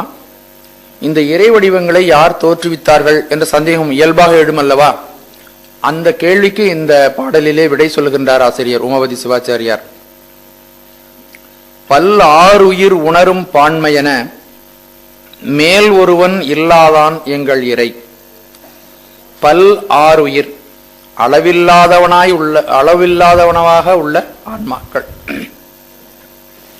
இறைவன் ஒன்று, உயிர்கள் பல. சைவத்தினுடைய அடிப்படை விஷயத்தில் அது ஒன்று, உயிர்கள் பல. பல்ல ஆறு உயிர், பலவிதமாக அளவில்லாததாக இருக்கக்கூடிய உயிர் வகைகள். உணரும் பான்மையென, உயிர் வகைகள் எல்லாம் எவ்வாறு உணர்கின்றன? அது உணரக்கூடிய தன்மை எவ்வாறு இருக்கிறது அப்படின்னா, உயிர் வகைகளுக்கு கருவிகரணங்கள் இருந்தாதான் உணர முடியும். தூங்கும் பொழுது கருவிகரணங்கள் இல்லை, செயல்படல, அறிவு வருதா? தூங்கும் பொழுது எம்ஏ பாஸ் பண்ணிட்டாரு, டாக்டரேட் பண்ணிட்டாரு அப்படின்னு யாரையாவது சொல்ல முடியுமா? நம்ம முடியாது. அப்ப கருவிகரணங்கள் இருந்தால்தான் அறிவு உண்டாகும். அப்ப இறைவன் கருவிகரணங்களை கொடுத்து நமக்கு அறிவிக்கிறான். அப்படி அறிவிக்கிறதுனால நமக்கு அறிவு உண்டாகிறது. பல்லார் உயிர் உணரும் பான்மையென, அளவில்லாதவனாக இருக்கக்கூடிய உயிர்கள் கருவிகரணங்களை கொண்டு அறிகின்றன. அந்த தன்மை போல எங்கள் இறை மேல் ஒருவன் இல்லாதான், எங்கள் சிவபெருமான் உயிர்கள் கருவிகரணங்களால் அறிவது போல சிவபெருமான் கருவிகரணங்களால் அறிவது இல்லை அவனுக்கு அறிவிக்க யாரும் தேவையில்லை, அவனே அறிவான். அவன் அறிவு சொரூபமானவன், அவன் அறிந்தே நிற்பான். உயிர்களுக்கும் கடவுளுக்கும் உள்ள ஒரு வித்தியாசம். கடவுள் உயிர்கள் அறிவிக்க அறியும் தன்மையுடையவைன்னு பார்த்திருக்கிறோம். யாராவது ஒருவர் அறிவித்தால்தான் அறிய முடியும். ஆகவே அவன் கருவிகரணங்களை கொடுத்து நம்மை அறியும்படியாக, உலகத்தை அறியும்படியாக செய்கிறான். ஆனால் இறைவன் யாரும் அவனுக்கு அறிவிக்க வேண்டியில்லை, அவன் அறிந்தே நிற்பான். எல்லாவற்றையும் அவன் முழுமையாக அறிவான். முற்றறிவினன் என்பது அவனுக்குரிய இலக்கணங்களில் ஒன்று. தனக்கு கருவிகரணங்களை வழங்குவதற்கு, இப்ப நமக்கு கருவிகரணங்களை வழங்கி அறிவடையும்படியாக அவன் செய்கிறான். அவனுக்கு யாராவது கருவிகரணங்களை வழங்குறதுக்கு இருக்காங்களா? இல்ல. தனக்கு மேல் ஒருவன் இல்லாதவன், அதனால அவன் சுவாமி. தனக்கு மேல் யாரும் தலைவன் இல்லாதவனுக்கு என்ன சொல்றோம்? நம்ம சுவாமி. நம்ம எல்லாரையும் சாமி சாமின்னு கூப்பிடுறோம். ஆனா அவங்க பாத்தீங்கன்னா வேற எதுக்காவது ஆசைப்பட்டு அந்த ஆசைக்கு கட்டுப்பட்டவர்களாக இருக்கிறார்கள். அவங்கள சாமின்னு சொல்லக்கூடாது. முற்றிலும் விடுபட்டவர்கள், அவர்களை சுவாமின்னு சொல்லலாம். அப்படிப்பட்ட அருளாளர்களை சுவாமின்னு சொல்லலாம். சுவாமி என்ற இலக்கணத்துக்கு உரிய ஒரே ஒருவர் சிவபெருமான் தான். அவர் தனக்கு மேல் தலைவன் இல்லாதவர். பல்லாருயிர் உணரும் பான்மையென மேலொருவன் இல்லாதவன் எங்கள் இறை. அவனுக்கு கருவிகரணங்கள் வழங்குவதற்கோ அவனுக்கு அறிவிப்பதற்கோ இந்த பிரபஞ்சத்துல யாரும் கிடையாது. அவன் தானே அறியக்கூடியவன், உயிர்களுக்கு அறிவிப்பவன், உயிர்களுக்கு கருவிகரணாதிகளை வழங்குபவன், உயிர்களுக்கு உடம்புகளை அவன் படைத்து கொடுப்பவன், உயிர்கள் வினைகளை கழிப்பதற்காக சில காலம் அவர்களை காப்பாற்றி வைப்பவன், உயிர்கள் இளைத்து போகும் பொழுது களைப்பை நீக்குவதற்காக அவன் உயிர்களை ஒடுக்கக்கூடியவன், மீண்டும் உயிர்கள் வினையிலிருந்து விடுபடுவதற்காக பிறப்பை அருள்பவன், உயிர்கள் பக்குவப்படுகின்ற வரையில் உயிர்களுக்கு அறிவை தன்னை காட்டாமல் மறைத்து வைப்பவன், அந்த உயிர்கள் இந்த உலகத்திலே சலிப்படைந்த பிறகு அவைகள் இறைவனை தேடும்பொழுது தன்னை வெளிப்படுத்திக் கொள்ளும். இப்படிப்பட்ட பேராற்றல் படைத்தவன். அவனுக்கு நிகர் அவன்தான். அவனுக்கு மேல் யாரும் தலைவர்கள் கிடையவே கிடையாது. அப்ப நம்ம வணங்கும் பொழுது இவனுக்கு மிஞ்சியவர்கள் ஒருவனும் இல்லை. ஒருவன் என்னும் ஒருவன் காண்க. சிவபெருமானுக்கு மிஞ்சிய தெய்வம் இல்லை, சித்தியாருக்கு மிஞ்சிய நூலும் கிடையாது. ஆகவே சிவபெருமான் நிகரில்லாதவன், அவன் ஒப்புமை காட்ட முடியாதவன். கருவிகரணாதிகள் மூலம் நாம் அறிவது போல அவன் அறிய வேண்டிய அவசியம் இல்லை. அவன் எல்லாவற்றையும் தனது சொரூபத்தில் அடக்கி கொண்டிருக்கிறான். அவன் எந்த பொருளையும் சுட்டி அறிய வேண்டிய அவசியம் அவனுக்கு இல்லை. அவன் அறிவிக்க யாரும் இல்லாததால் அவனே சுவாமி, முற்றறிவினன், பேராற்றல் படைத்தவன், பேரொருள் படைத்தவன். இவ்வாறு பல்வேறு விதமான சிறப்புகளையும் உயர்வுகளையும் மேன்மைகளையும் உடையவன் நம்முடைய சிவபெருமான். அப்படின்னு இந்த பாடல சொல்கிறார். பல்லாருயிர் உணரும் பான்மை என மேல் ஒருவன் இல்லாதான் எங்கள் இறை. அடுத்தது, அப்படி உயிர்களை போன்றவன் அல்லன், அவன் தானே அறிவு சுரூபமாக நிற்பான். அப்படின்னா அப்படி உயர்வாக இருக்கக்கூடிய சிவபெருமான் நமக்கு எப்படி அவன் உதவி புரிகிறான்? யாரும் உணர முடியாத பேரிடத்தில் இருக்கிறான், அவன் அருமையாக இருக்கிறான். அப்படின்னா அவனால நமக்கு என்ன பயன்? அப்படின்னா அவன் இறங்கி வந்து மறுடக்கூடியவனாக இருக்கிறான். சென்ற பாடல சொன்ன முடியாது மாதிரி சிவபெருமான் அடியார்க்கு எளியவன். 7வது பாடல்.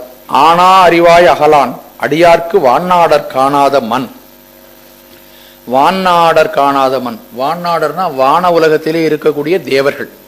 தேவர்களெல்லாம் அறிய முடியாத நிலை பெற்ற சிவபெருமான், எல்லாருக்கும் முதல்வனாக சிவபெருமான், தனக்கு நிகரில்லாத சிவபெருமான். ஆனா அறிவாய் அடியார்க்கு அகலான். ஆனான்னா நீங்காதன்னு அர்த்தம். ஆனா அறிவாய்னா நீங்காத பேரறிவாய் எங்கும் நிறைந்து நிற்கும் சிவபெருமான் அடியவர்க்கு, யார் அவனிடம் பேரன்பு கொண்டு அவனையே நினைத்து கொண்டிருக்கிறார்களோ, 1000 கூட அபிஷேகம் பண்ணவங்கல்ல, யாரு நினைத்து கொண்டிருக்கிறார்களோ அவர்களுக்கு கருணை நினைந்து உருகும் நைந்துருகும் அடியாரை, நைந்து யார் உருகிறாளோ அந்த அடியார்களுக்கு அவன் தன்னை காட்டி கொடுக்கக்கூடியவன். அவர்களை விட்டு அவன் அகலான். அறிவிலே நீங்காதவர்களாக எல்லாத்தையும் இருக்கான். போ அவனை மறந்திருக்கிறவர்கள், அவரை நிராகரிக்கிறவர்கள்ட்ட கூட அவன் இருக்கான். ஓயாதே உள்குவார் உள்ளிருக்கும் உள்ளானை. ஆகவே யாரொருவர் அவனை நினைத்து கொண்டிருக்கிறார்களோ அவர்களுக்கு தன்னை வெளிப்படுத்துகிறான். அப்படி உருகாதவர்களுக்கு அவன் உள்ளத்துக்குள்ளே கறந்து மறைந்து இருக்கிறான். ஆக அவன் இல்லாத இடம் இல்லைன்னு ஒன்று சொல்லிட்டோம். அப்ப தன்னை நிராகரிக்கிறவன்டே அவன் இருக்காரா இல்லையா? இந்த இலக்கணத்துக்கு உட்பட்டு பார்த்தா அவங்கள இருக்கிறாங்க. ஏன் வெளிப்படல? நிராகரிப்பதனால் அவன் மறைந்திருக்கிறான். நைந்துருகும் பொழுது அவன் வெளிப்படுகிறான். எங்க ஊர்ல பக்கத்துல ஒரு கிராமம், அதுல ஒரு சிவபெருமான் இருக்கிறார். அவர் கரவந்தீஸ்வரர் என்று பெயர். மறைந்திருக்கின்றவர். அவருக்கு நேரா போய் பார்த்தா அப்படியே இருட்டா இருப்பார். போய் ஒரு சிவநாமத்தை ஒரு 1000 தடவை சொன்னோன்னு வச்சுங்க, அப்படியே ஜொலிப்பார். நீங்க வேணா வந்து பாருங்க.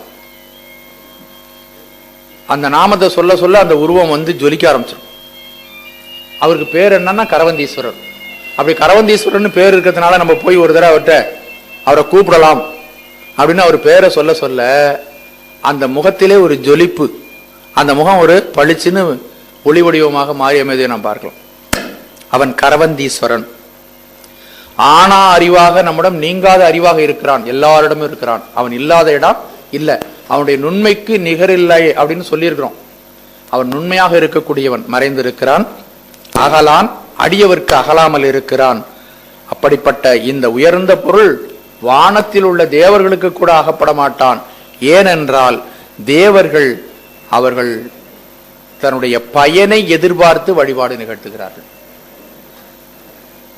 நம்ம திருவாசகம் நடத்தும் பொழுது கூட அதை பத்தி விரிவா சொல்லி இருக்கிறோம். என்ன பயனை அவர்கள் எதிர்பார்க்கிறார்கள்னா, எப்பொழுதெல்லாம் தேவர்கள் சுவாமி கிட்ட போறாங்க அப்படின்னு கேட்டீங்கன்னா, அசுரர்கள் அடித்து துரத்தி துன்பம் கொடுக்கும் பொழுது அந்த துன்பத்திலிருந்து விடுபட வேண்டும் என்பதற்காக சுவாமிகிட்ட அவங்க போறாங்க. இல்லை என்றால் அவர்கள் மேலும் சுகபோகங்களை விரும்பி சாமிகிட்ட போறாங்க.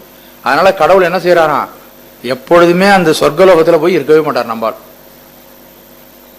வான் பழித்து இம்மண் புகுந்து மனிதரை ஆட்கொண்ட வள்ளல்.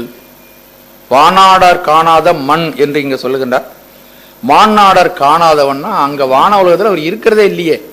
தேவர்களுக்கு மத்தியில் அவருக்கு வேலை இல்லை. யாரொருவர்கள் சுகபோக இன்பத்தில் திளைத்திருந்து அவரை விரும்பாமல் தேவைக்கு மட்டும் இறைவனை நினைத்துக் கொண்டிருக்கிறார்களோ, இப்ப நம்மவும் தேவைக்கு மட்டும் சில இடங்கள்ல பார்த்தீங்கன்னா திருமணம் ஆகாது. யாராவது சொல்லியிருப்பாங்க, திருமணஞ்சேரி போய் சுவாமிக்கு ஒரு திருக்கல்யாணம் பண்ணி வச்சுட்டு வா, கல்யாணம் நடக்கும்னு சொல்லிட்டு 8 வாரம் போ 7 வாரம் போகமா சொல்லுவாங்க. அவருக்கு ஒரு 2 வாரத்திலே கல்யாணம் நடந்துடும். திருப்பி போவே மாட்டாங்க. அந்த பிரார்த்தனையை முழுதா செலுத்த மாட்டாங்க. மேலும் நன்மை ஏற்படுமா ஏற்படாதா? ஒரு மண்டலம் விளக்கேற்றணும்னு சொல்லுவாங்க. 24ஆம் நாள் பிரார்த்தனை நிறைவேறிடும். மீதி நாள் ஏற்ற மாட்டாங்க, அப்படியே வீட்டுக்கு போயிடுவாங்க. யார் காமியார்த்தமாக பயனை விரும்பி அந்த வழிபாடுகளை நிகழ்த்துகிறார்களோ அவர்களுக்கு அவன் அகப்பட மாட்டான். வான்னாடர் காணாத மண். இதெல்லாம் ஒரு ரகசியமான செய்தி. அவன் பக்தர்களுக்கு தன்னை வெளிப்படுத்திக் கொள்வான். ஓயாது நினைந்து கொண்டிருப்பவர்கள் வெளிப்படுத்திக் கொள்வான். படாடாவமான பூஜையுடையவர்கள், அகங்காரமுடையவர்கள், சுகபோக வாழ்க்கையுடையவர்கள், பரபரப்புடையவர்கள், இவற்றெல்லாம் போக மாட்டான்.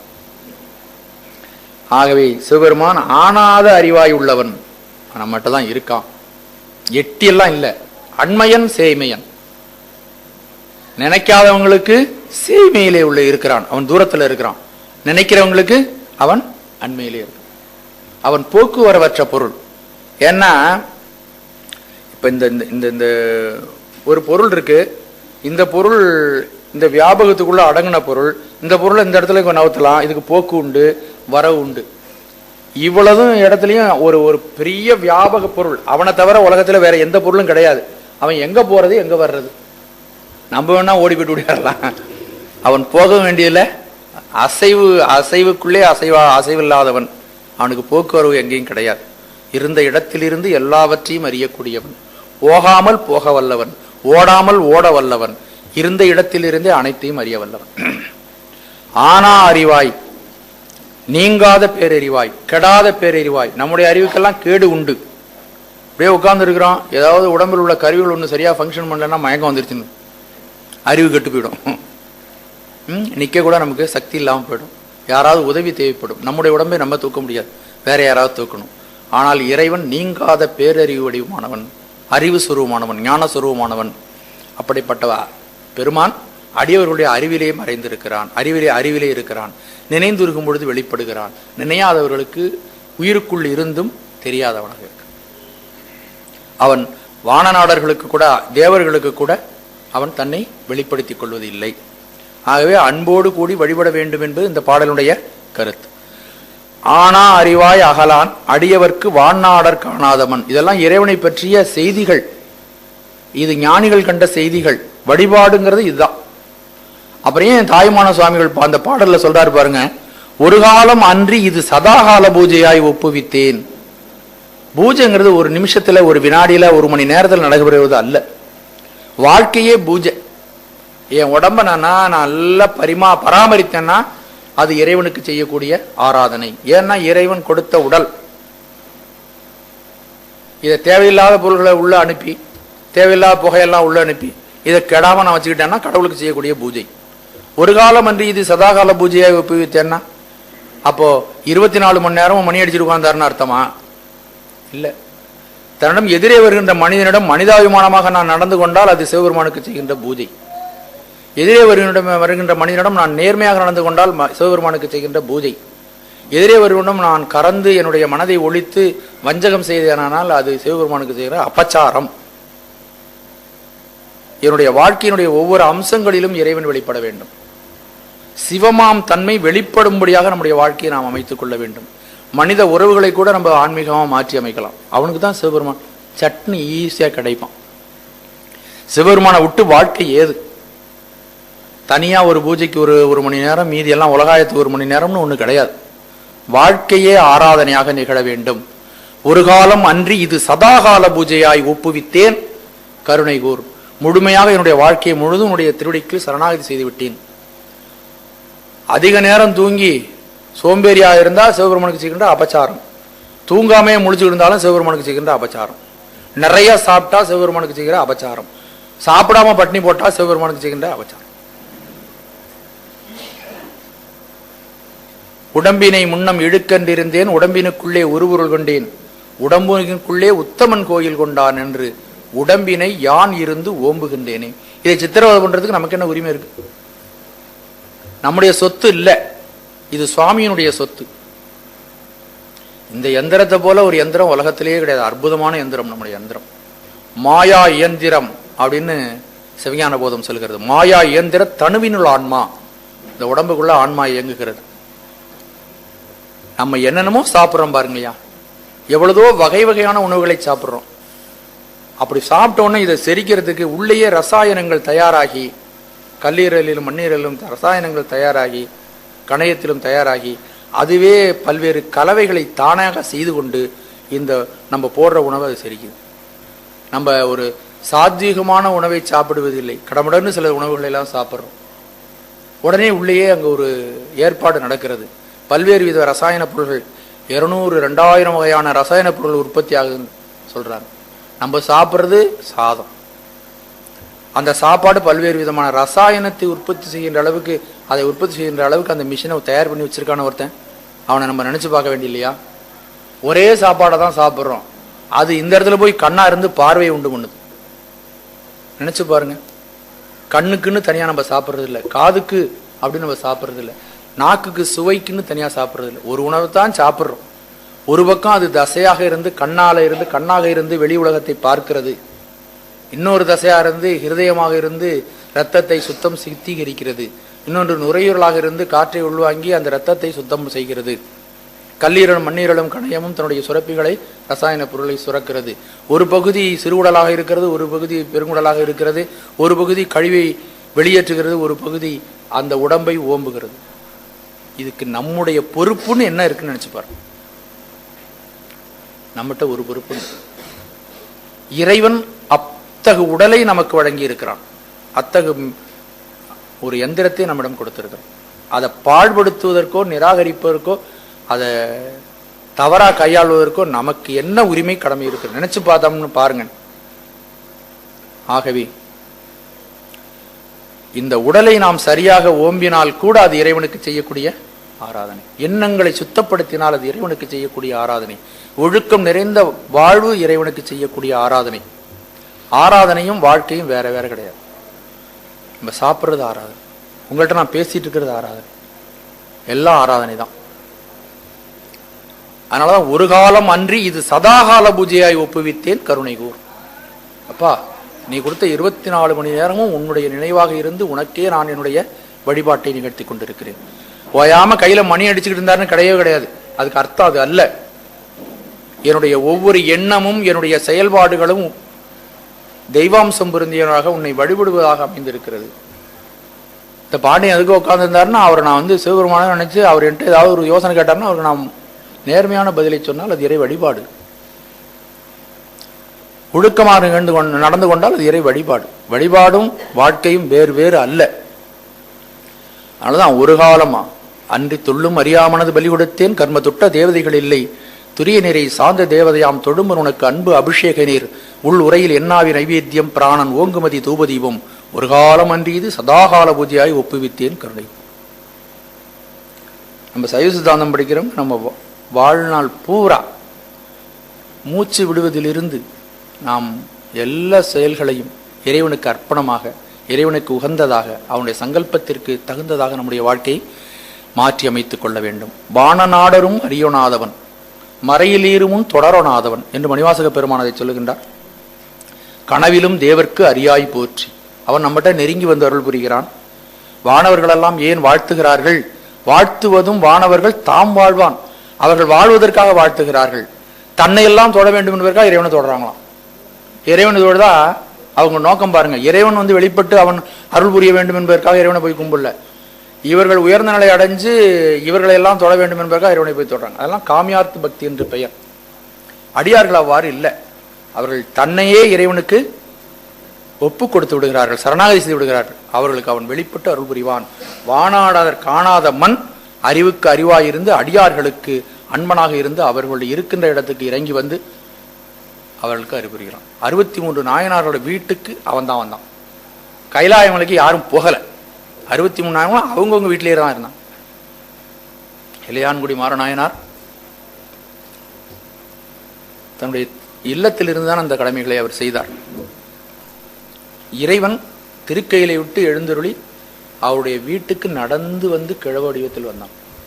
குளிரிலும் மழையிலும் நடுங்கிக் கொண்டு. நம்ம நம்முடைய நூல்கள் எல்லாம் உயிர் உள்ளவைகள். அந்த உயிருள்ள நூல்களை உயிருள்ளவைகளாகவே நான் படிக்க வேண்டும். கொஞ்சம் கூட கற்பனை எல்லாம் கிடையாது அந்த நூல்கள். அருளாளர்கள் அருள் நிலையிலிருந்து நமக்கு அதை வழங்கி இருக்கிறார்கள். அப்ப இறைவன் நம்மை நோக்கி எழுந்தருளி வருகிறான்.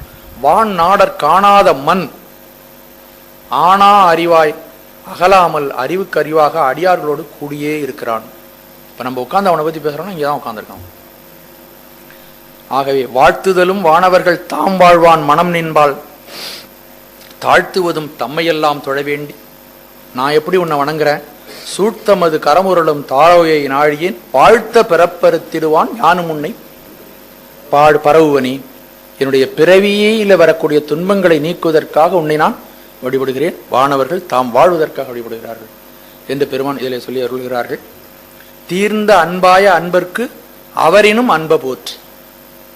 திருச்சதகத்தில் இந்த வரியை சொல்றார். தீர்ந்த அன்பாய, தீர்ந்தன்னா வேற எதிலும் செலுத்தாத அன்பை உடையவர்கள், தொடர்ந்து அன்பை செலுத்தக்கூடியவர்கள். தீர்ந்த அன்பாய அன்பர்க்கு அவரினும் அன்ப போற்றி. அன்பர்களுக்கு அன்பனாக அவனும் அன்பனாக இறங்கி வந்தருள் புரிகிறான். அப்படிப்பட்ட அன்பனுக்கு வணக்கம் என்று சொல்கிறார்கள். ஆகவே ஆனா அறிவாய் அகலான் அடியவர்க்கு வான் நாடர் காணாத மண். 8வது திருக்குறள். சிவபெருமான் முழு நிறைவு உடையவன் என்ற செய்தி இந்த பாடல் சொல்லுகிறது. அதுக்கு உதாரணத்தோடு இந்த குறள் நமக்கு வெளிப்படுத்துகிறது. எங்கும் எவையும் எரியிரு நீர் போல் ஏகம் தங்கும் அவன் தானே தனி. அவன் என்பது இங்கு சிவபெருமானை குறிக்கிறது. எங்கும் எவையும், எல்லா இடங்களிலும் எல்லா உயிர்களிலும், அதாவது அறிவு உடைய பொருள்கள் அறிவில்லாத பொருள் எல்லாத்திலையும் அவன் கலந்துருக்கிறான். எரியிரு நீர் போல், எப்படி தண்ணியை கொதிக்க வச்சோம்னா சூடு எல்லா இடத்துலையும் பரவி இருக்கு இல்லையா, அதுபோல எல்லா உயிர்களிலும் எல்லா ஜடப்பொருள்களிலும் அவன் கலந்திருக்கிறான். ஏகம் தங்கும் வேறற கலந்து நிற்பான். அப்படி இருக்கின்றவன் எல்லா பொருள்களோடும் கலந்து கொண்டிருந்தாலும் அந்த பொருள்களினின்றும் அவன் வேறுபட்டவன், வேறுபட்ட இயல்புகளை உடையவன். தானே தனி, அவ்வாறு நின்றாலும் அவற்றின் தன்மை தன்னை சாராமல், தன் இயல்பு மாறாமல், தன்னுடைய இண்டிவிஜுவாலிட்டி அப்படின்னு சொல்லுவாங்க இல்லையா, அந்த தனித்தன்மை மாறாமல் அவருடைய கறந்திருக்கான், அவங்களுக்கு உதவி செய்யறான், அடியவர்களுக்கு உதவி செய்யறான், எப்போன்னு நிக்கிறான். எங்கு வந்தாய் என்னும் திருக்குறிப்பே. நடராஜ பெருமான் அதனால எப்பப்பா வந்த சௌரியமா இருக்கியா அப்படின்னு கேட்கிறாராம். எங்கு வந்தாய் என்னும் திருக்குறிப்பே என்று அப்பர் பெருமான் சொல்லுகின்றார். ஆகவே சிவபெருமான் அப்படியெல்லாம் இந்த உயிர்களோடு இருந்தாலும் அவற்றிலிருந்து அவன் பிடிப்பில்லாமல் அந்த பாசத்தில் வீழாமல் தனித்து நின்று ஏகனாக இருக்கிறான். ஒருவன் என்னும் ஒருவன் காண்க. தானே தனி, அவ்வாறு நின்றாலும் அவற்றின் தன்மை தன்னை சாராமலும் தன் இயல்பு மாறாமலும் அவற்றையெல்லாம் கடந்து தனித்து நிற்கின்ற இயல்பை உடையவன் சிவபெருமான். எனவே அவனுக்கு ஒப்பாரும் மிக்காரும் யார்? இப்போ இறைவனுடைய முதன்மை தன்மையை பற்றி நாம் பேசிக்கொண்டிருக்கிறோம். இந்த பாடல்கள் உள்ள கருத்துக்கள் எல்லாம் அதுக்குள்ள அவ்வளவு செய்திகள் மறைந்து இருக்கின்றன. எரியிரு நீர் போல்னு ஒரு வார்த்தை சொல்றாரு பாருங்க. எவ்வளவு ஆழ்ந்து அவங்க இறைவனை பற்றி சிந்திக்கிறார்கள். எரிக்கக்கூடிய தண்ணியில தீ ஒரு இடத்துல இல்லை, தீயை வேறையும் எடுக்க முடியாது, தீ கலந்து இருக்கு. அதுபோல இறைவன் எல்லா இடத்துலையும். இதை விட என்ன எப்படி உதாரணம் பாருங்க. அருளாளர்களுக்கு தான் வர முடியும், இந்த உதாரணங்கள் வர முடியும். எல்லா இடத்திலும் நிறைந்திருக்கிறான் என்பதை இந்த சொல்ற. அப்படி கலந்திருந்தாலும் அவன் இவைகளை சாராது தனித்து நிற்கக்கூடிய ஆற்றல் படைத்தவன். கலப்பினால் உயிர்களே ஆக அவர்களோடு ஒன்றாக இருக்கிறான். இந்த பாடலும் இறைவன் ஒன்றாய் வேறாய் உடனாய் இருக்கின்ற தன்மையை தான் சொல்லுது. இது நீங்க இந்த வகுப்பில் சிந்திக்கிற சிந்தனைகளை மீட்டெடுத்து மறுபடியும் நீங்க சிந்திச்சீங்கன்னா விரைவில் உங்களுக்கு ஒரு ஆன்மீக முன்னேற்றத்தை நீங்கள் உணர்வீர்கள். மற்றபடி சொற்பொழிவுகள் மாதிரி தயவுசெய்து இதை கருத வேண்டாம். இந்த விஷயத்தை நீங்க ஆழ்ந்து சிந்திக்கணும். இந்த ஒன்றாய் வேறாய் உடனாய் இருக்கிற விஷயத்தையே நீங்க ஆழ்ந்து சிந்தித்தால உங்கள்கிட்ட ரொம்ப நெருக்கமாக சிவபெருமான் இருப்பதை நீங்கள் உணர்வீர்கள். குறிப்பிட்ட காலத்துக்குள்ள கூட அதை உங்களால் உணர முடியும். அதில் இருக்கக்கூடிய ஈடுபாட்டுக்கு தகுந்தது போல கலப்பினால் அகண்ட வியாபகத்தில் எல்லாவற்றையும் அடக்கி கொண்டிருப்பதனால அவன் உயிர்களோடு ஒன்றாக இருக்கிறான். ஆகவே இந்த உயிர்களுக்கு அறிவு வழங்க வேண்டும் என்பதற்காக அவன் விட்டு நீங்கி வேறாகவும் இருக்கிறான். உயிருக்கு உயிராக நின்று இந்த உயிர்கள் இயங்குவதற்காக அவனும் உடனாய் இந்த உயிர்களோடு இருக்கிறான். ஏகம் என்பது ஒன்றாக இருத்தல், ஏகமாக உயிர்களோடு சேர்ந்திருத்தல். தானே தனி என்பது வேறாக நிற்றல். எரிய நீர் போல் கலப்பால் அவர்களோடு உடனாய் நின்று அவைகளோடு செயல்படுதல். அப்படி செயல்பட்டாலும் அந்த செயல்களினால் வரக்கூடிய எந்த விளைவுகளுக்கும் அவன் வசப்படாதவன், பாதிக்கப்படாதவன் அவன்.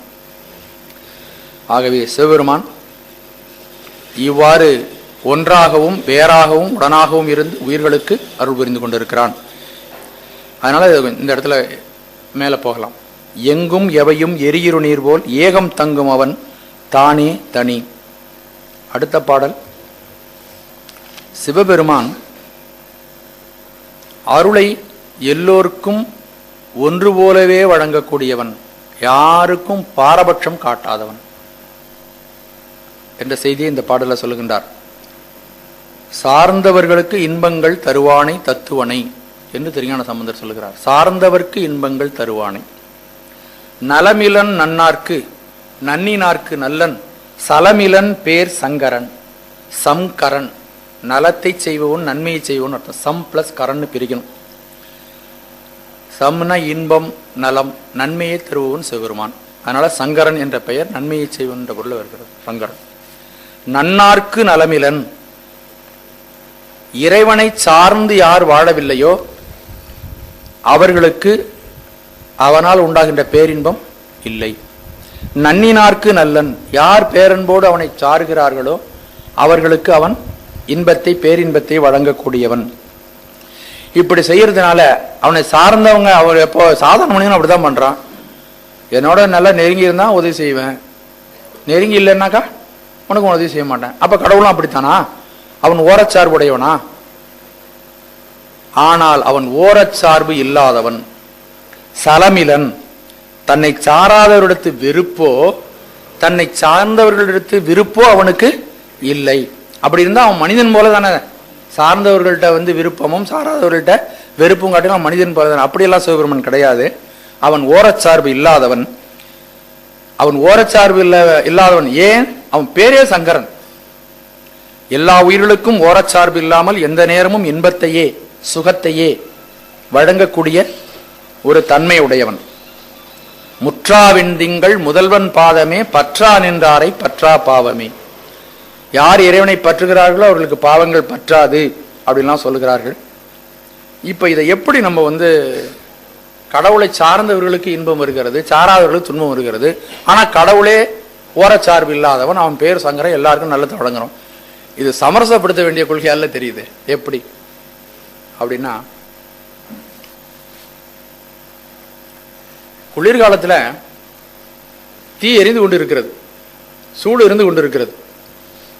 யார் ஒருவர் அந்த சூடு இருக்கிறத போய் அணுகுகிறார்களோ அவர்களுக்கு நடக்கக்கூடிய ஆற்றலையும் இருக்கு.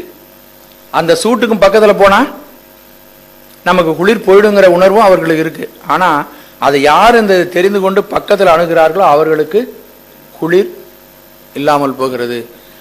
அது தெரிஞ்சும் சில பேர் அங்க போகாம இருக்கானே, அவனுக்கு அதனால் உண்டாகின்ற நன்மை கிடைக்காமல் போகிறது. அப்ப அந்த தீயினுடைய குற்றம் அங்க இல்லை. இறைவன் தன்னை அடைந்தவர்களுக்கு இன்பத்தை தர்றான். சலமிலன் சங்கரன் சார்ந்தவர்கல்லால் நலமிலன் நாள்தோறும் நல்குவான் நலன் குலமிலராயினும் குலத்துக்கேற்றதோர் நலமிக கொடுப்பது நம சிவாயவி. தன்னை அடைந்தோர் வினை தீர்ப்பதன்றோ தலையாயவர்தம் கடன் ஆவதுதான். சார்ந்தாரை காத்தல் தலைவர் கடன், இப்படியெல்லாம் சொல்லியிருக்கிறாங்க. அப்போ சாஸ்திரங்களும் ஆச்சாரியர்களும் குருநாதர்களும் பெரியவர்களும் சான்றோர்களும் அடியார்களும் பக்தர்களும் நீ இறைவனை சார்ந்தால் உனக்கு இன்பம் கிடைக்கிறது என்று சொல்கிறார்கள். ஆனா நம்ம அணுக மாட்டேங்கிறோம். அதனால் உண்டாகின்ற இன்பம் நமக்கு வரவில்லை, துன்பம் வருகிறது. பாருங்களேன், நம்ம மருத்துவர் சொல்றார், அறிவுரைகள் சொல்றார், நீ மருந்து ஒழுங்கா சாப்பிடு, அதோட நடைபிடிக்க வேண்டிய நடைமுறைகள் இதெல்லாம் சாப்பிடாத, நீ உன்னுடைய கருத்தை அவர் சொல்றார், இதெல்லாம் செய்யாத அப்படின்னு சொல்லிட்டு அதை கேட்காம போயிட்டா அப்ப மருத்துவத்தினால் உண்டாகிய பயன் வருமா? வராது.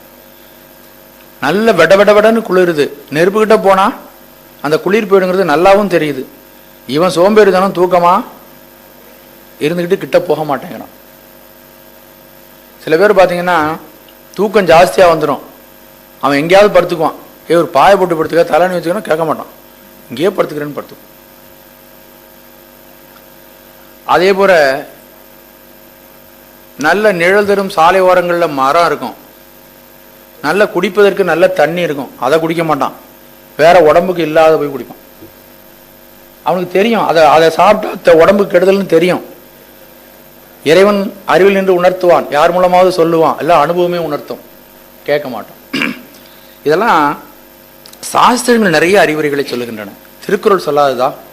நம்முடைய அறநூல்கள் நீதிவென்பா, வெற்றி வேர்க்கை, கொன்றை வேந்தான், அந்த காலத்தில் அவ்வளவு நூல்கள்லாம் நமக்கு நம்முடைய பெரியவர்கள்லாம் செஞ்சு வச்சுட்டு போயிருக்காங்க. அற வாழ்க்கைங்கிறது இந்த தமிழ்நாட்டில் வந்து அது நம்ம சொத்து, அப்படிலாம் செஞ்சு வச்சிருக்காங்க பெரியவர்கள். அறம் இங்கே தான் விளைந்த மண் இது. இன்னைக்கு வந்து கொன்றை வேந்தான் ஆட்சி சொடினா எல்லாத்தையும் கொண்டு மியூசியத்தில் தான் வைக்கணும். நம்ம பிள்ளைங்களுக்கு தெரிய மாட்டேங்குது. தொழிலாளர்கள் சொல்லுகிறார்கள், சாஸ்திரங்கள் சொல்லுகின்றன, அந்த அறவுரைகளை ஏற்று அதன்படி வாழ்க்கை நடந்தால் இன்பம் நமக்கு சொந்தமாகும். அதன்படி வாழாமல் போவது, மனிதனுக்கு வந்து கருவிகரணாதிகள் எல்லாம் கொடுத்து அறிவையும் கொடுத்து சிந்திக்கக்கூடிய திறனையும் கொடுத்திருக்கிறான் இறைவன். அதோடு மட்டுமல்ல, வாழ வழிகாட்டும் சான்றோர்களையும் அருளாளர்களையும் ஞானிகளையும் இந்த நாட்டில் நிறைய வச்சிருக்கிறான். வாழையடி வாழையென வந்த திருக்கூட்டம் என்று சுவாமிகள் ராமலிங்க சுவாமிகள் சொல்லி அருள்கிறார். அப்படி நம்ம நாட்டில் இல்லாத அறிஞர்களா, நம்ம நாட்டில் இல்லாத ஞானிகளா, அவர்கள் காட்டாத வழியா? ஒன்று போதுங்கிற இடத்துல 1000 இருக்கிறது. திருமந்திரத்தினுடைய பாடல்கள்லாம் அது யாருக்குமே கிடைக்காத அருமையான சொத்து. ஆழ ஆழ அப்படியே பொக்கிஷமா அவ்வளவு கருத்துக்களை அள்ளி வச்சிருக்கிறாங்க. அதுல அந்த ஒரு நூல் மட்டுமா இருக்கிறது? எவ்வளவு நூல்கள், எவ்வளவு சாஸ்திரங்கள், எவ்வளவு அறிவுரைகள் எல்லாம் இருக்கு நம்மகிட்ட. இதையெல்லாம் கேட்டு நம்ம வந்து சரியான வழியில் நடக்காவிட்டால் அது இறைவனுடைய குற்றம் அன்று. அவன்தான் அடியார்களை இந்த மண்ணுலகத்திற்கு அனுப்பி வைத்திருக்கிறான். அவனே திருமூலராக வருகிறான், அவனே திருநாவுக்கரசராக வருகிறான், அவனே திருஞான சம்பந்தராக வருகிறான், அவனே மணிவாசக பெருமானாக வருகிறான், அவனே சுந்தரமூர்த்தி நாயனாராக வருகிறான், அருளாளர்களாக அவனே வருகிறான். அந்த சட்டை மானுட சட்டை தாங்கி வருகிறான். அப்ப அவர்கள் சொன்னதெல்லாம் கேட்காம கடவுள் ஓரச்சார்பு உடையவர்கள் என்று சொல்லுதல் மேலும் பாவத்தை சேர்த்துக் கொள்ளுகின்ற தன்மைதான் நமக்கு, மேலும் பாவம் தான் நமக்கு வந்து சேரும். ஆகவே அவன் தன்னை அடைந்தவர்களை வினை தீர்ப்பான் என்பதனால வேண்டியவங்களுக்கு நல்லதையும் வேண்டாதவங்களுக்கு தீமையும் செய்வான் என்பது அல்ல. அவன் எல்லோருக்கும் ஒருபோல நன்மை செய்யக்கூடியவன். அவனை நாம் தான் அணுகி அந்த நன்மைகளை பெற்றுக்கொள்ள வேண்டும். நலமிலன் நன்னார்க்கு நன்னினர்க்கு நல்லான் நல்லன் சலமிலன் பேர் சங்கரன். அவனுடைய பேரே சங்கரன். அந்த சங்கரன் என்ற பேரிலே இதெல்லாம் அடங்கி இருக்கிறது. அப்படிப்பட்ட இறைவனை சார்ந்து வாழ வேண்டும். சார்தல் என்றால் நினைத்து வாழ்தல். அந்த வார்த்தைக்கு பொருள், நல்ல சரியான பொருள் என்னன்னு கேட்டீங்கன்னா அவனை நினைத்து வாழ்தல். அடுத்தது 10வது குறள். சிவபெருமான் பிறவி பிணியை தீர்க்கக்கூடிய மருத்துவன். உண்ணும் உளது ஐயம் இலது உணர்வாய் ஓவாது மண்ணுபவம் தீர்க்கும் மருந்து. இந்த பாட்டை கொண்டு கூட்டு செய்து இதை பொருள் புரிந்து கொள்ள வேண்டும். உணர்வாய் மண்ணுபவம் தீர்க்கும் மருந்து ஓவாது உண்ணும் உளது ஐயம் இலது அப்படின்னு அதை கொண்டு கூட்டு செய்யணும். கொண்டு கூட்டுனா பொருள் வருவதற்கு தகுந்தது போல வார்த்தைகளை மாற்றி அமைத்துக் கொள்ளுதல். அது இலக்கணத்தில் ஒரு உத்தி. உணர்வாய் மண்ணுபவம் தீர்க்கும் மருந்து. உணர்வு என்பது இந்த இடத்துல ஞானம். ஞானமே வடிவாக நின்று மண்ணுபவம் அனாதியே உள்ள பிறவிக்கு காரணமாகிய ஆணவமலம் என்கின்ற நோயை தீர்க்கும் மருந்து யாருன்னா திருவருளாகிய மருந்தை கொடுத்து நீக்கும் வைத்தியநாதன். மருந்தவை மந்திரம் இறைவன் தான். ஆகவே இறைவன் வைத்தியநாதனாக இருந்து நமக்கு பிறவியாகிய இந்த நோயை தீர்க்கக்கூடிய அருமருந்தாக அவன் இருக்கிறான். அந்த அருமருந்தை தருவதற்கு நாம் என்ன செய்ய வேண்டும்? ஓவாது உளது, ஓவாது உண்ணும். அவனை ஓயாது உண்ணுதல். உண்ணுதல் என்றால் நினைக்க வேண்டும். ஓயாதே உள்குவார் உள்ளிருக்கும் உள்ளான். யார் மறக்காம நினைத்துக் கொண்டிருக்கிறாளோ அவர் ஹிருதயத்தில் வாழ்வான். ஆக ஓவாது உண்ணும். அவனை இடைவடாது வழிபாடு செய்து அவனை அன்போடு நினைத்து பார்க்க வேண்டும். உளது ஐயம் இலது. அதன் பயனாக என்றும் உள்ளதாகிய பேரின்பம் உங்களுக்கு வாய்க்கும். ஓவாது உண்ணும். ஓயாது நினைத்து பாருங்கள். இதுல எந்த விதமான ஐயமும் உங்களுக்கு தேவையில்லை. ஐயம் இலது. இந்த செய்தியில் எந்த விதமான ஐயமும் இல்லை. அவர்களை ஓயாது நினைத்தால் உங்களுக்கு பிறவியிலே வரக்கூடிய அனைத்து துன்பங்களும் நீங்கும். உடலுக்குரிய மருந்தை, இந்த பாட்டினுடைய கருத்தை அப்படி சுருக்கி பார்த்தோமானால், உடலுக்குரிய மருந்தை உண்ணுக, உயிருக்குரிய மருந்தாகிய சிவபெருமானை உண்ணுக. உண்ணுதல் என்றால் நினைத்துப்பார். பிறவி என்பது நோய். பிறவியில் இடையிடையே இன்பம் வந்தாலும் முடிவில் என்ன வருகிறது? துன்பந்தான் வருகிறது. ஆகவே இறைவனாகிய மருந்து நம் உயிரிலேயே கலந்து இருக்கிறது. வெளியில இருந்தாலும் போய் கூட்டு வரணும் டாக்டரை. இவர் உயிரில தான் கலந்து இருக்காரு. அதனால என்ன பண்ணணுமா? நினைச்சுக்கோ. நீங்கள் அவனை நினைத்து கொண்டிருங்கள். அந்த உயிரிலே இருக்கக்கூடிய மருத்துவனாகிய மருந்தும் அவன் தான். மருந்தவை மந்திரம் மறுமை நெறியவை மற்றும் எல்லாம் சொல்லி பார்த்தாரு. உனக்கு பலன் சொல்றதுன்னா என்ன பலன் கிடைக்கும், நீங்க அங்க போனீங்கன்னா என்ன பலன் கிடைக்கும், என்னென்ன சௌரியம் கிடைக்கும் அப்படின்னு அப்படி சொல்லி பார்த்து ஏராளமா பயன் வந்து சொல்ல முடியல. மற்றும் எல்லாம்ட்டாரு. மருந்தவை மந்திரம் மற்றும் எல்லாம் உனக்கு கிடைக்கும். மறுமை நின்னறியவை மற்றும் எல்லாம். மருந்து மந்திரம், மறுமையிலே கிடைக்கக்கூடிய இன்பம், இந்த உலகத்திலே கிடைக்கக்கூடிய இன்பம் மற்றும் எல்லாம் பார்த்தாரு. பட்டியல் போட முடியல. திருஞான சம்பந்தருக்கே பட்டியல் போட முடியல. எல்லாம் உனக்கு கிடைக்கும் அப்படின்ட்டார். மற்றுமெல்லாம் அருந்துயர் கடும் அவர் நாமமே சிந்தை செய் நெஞ்சமே. திருநெல்வேலி திருப்பதிகத்தில் இந்த பாடல் மருந்தவை மந்திரம் என்று சொல்லக்கூடிய பாடல் ரொம்ப அற்புதமான செய்திகளை சொல்லக்கூடிய. மருந்தவை மந்திரம் மறுமை நெறியவை மற்றும் எல்லாம் மருந்துயர் கெடும் அவன் நாமமே சிந்தை செய் நெஞ்சமே. அவன் நாமமே மருந்து, அவன் நாமமே மறுமை, அவன் நாமமே மற்றும் எல்லாம் அவன் நாமமே சிந்தை செய் அருந்துயர்கடும் அவர் நாமமே சிந்தை செய் நெஞ்சமே அப்படின்னு கதறி சொல்றார் நமக்கு. மருந்து அவன், மந்திரம் அவன், மறுமை அவன், நன்னெறி அவன், எல்லா விதமான நன்மைகளையும் கொடுக்கக்கூடியவன். அவனுடைய பெயரை சொன்னால் அருந்துயர் கெடும். இதை விட யார் சொல்ல முடியும்? தந்தை தாய் கூட இப்படி சொல்ல மாட்டாங்க. அந்த அளவுக்கு நம்முடைய அருளாளர்கள் எல்லாம் சொல்லி இருக்கிறார்கள். ஆகவே உடலுக்குரிய மருந்தை உண்ணுக, உயிருக்குரிய மருந்தை உண்ணுக.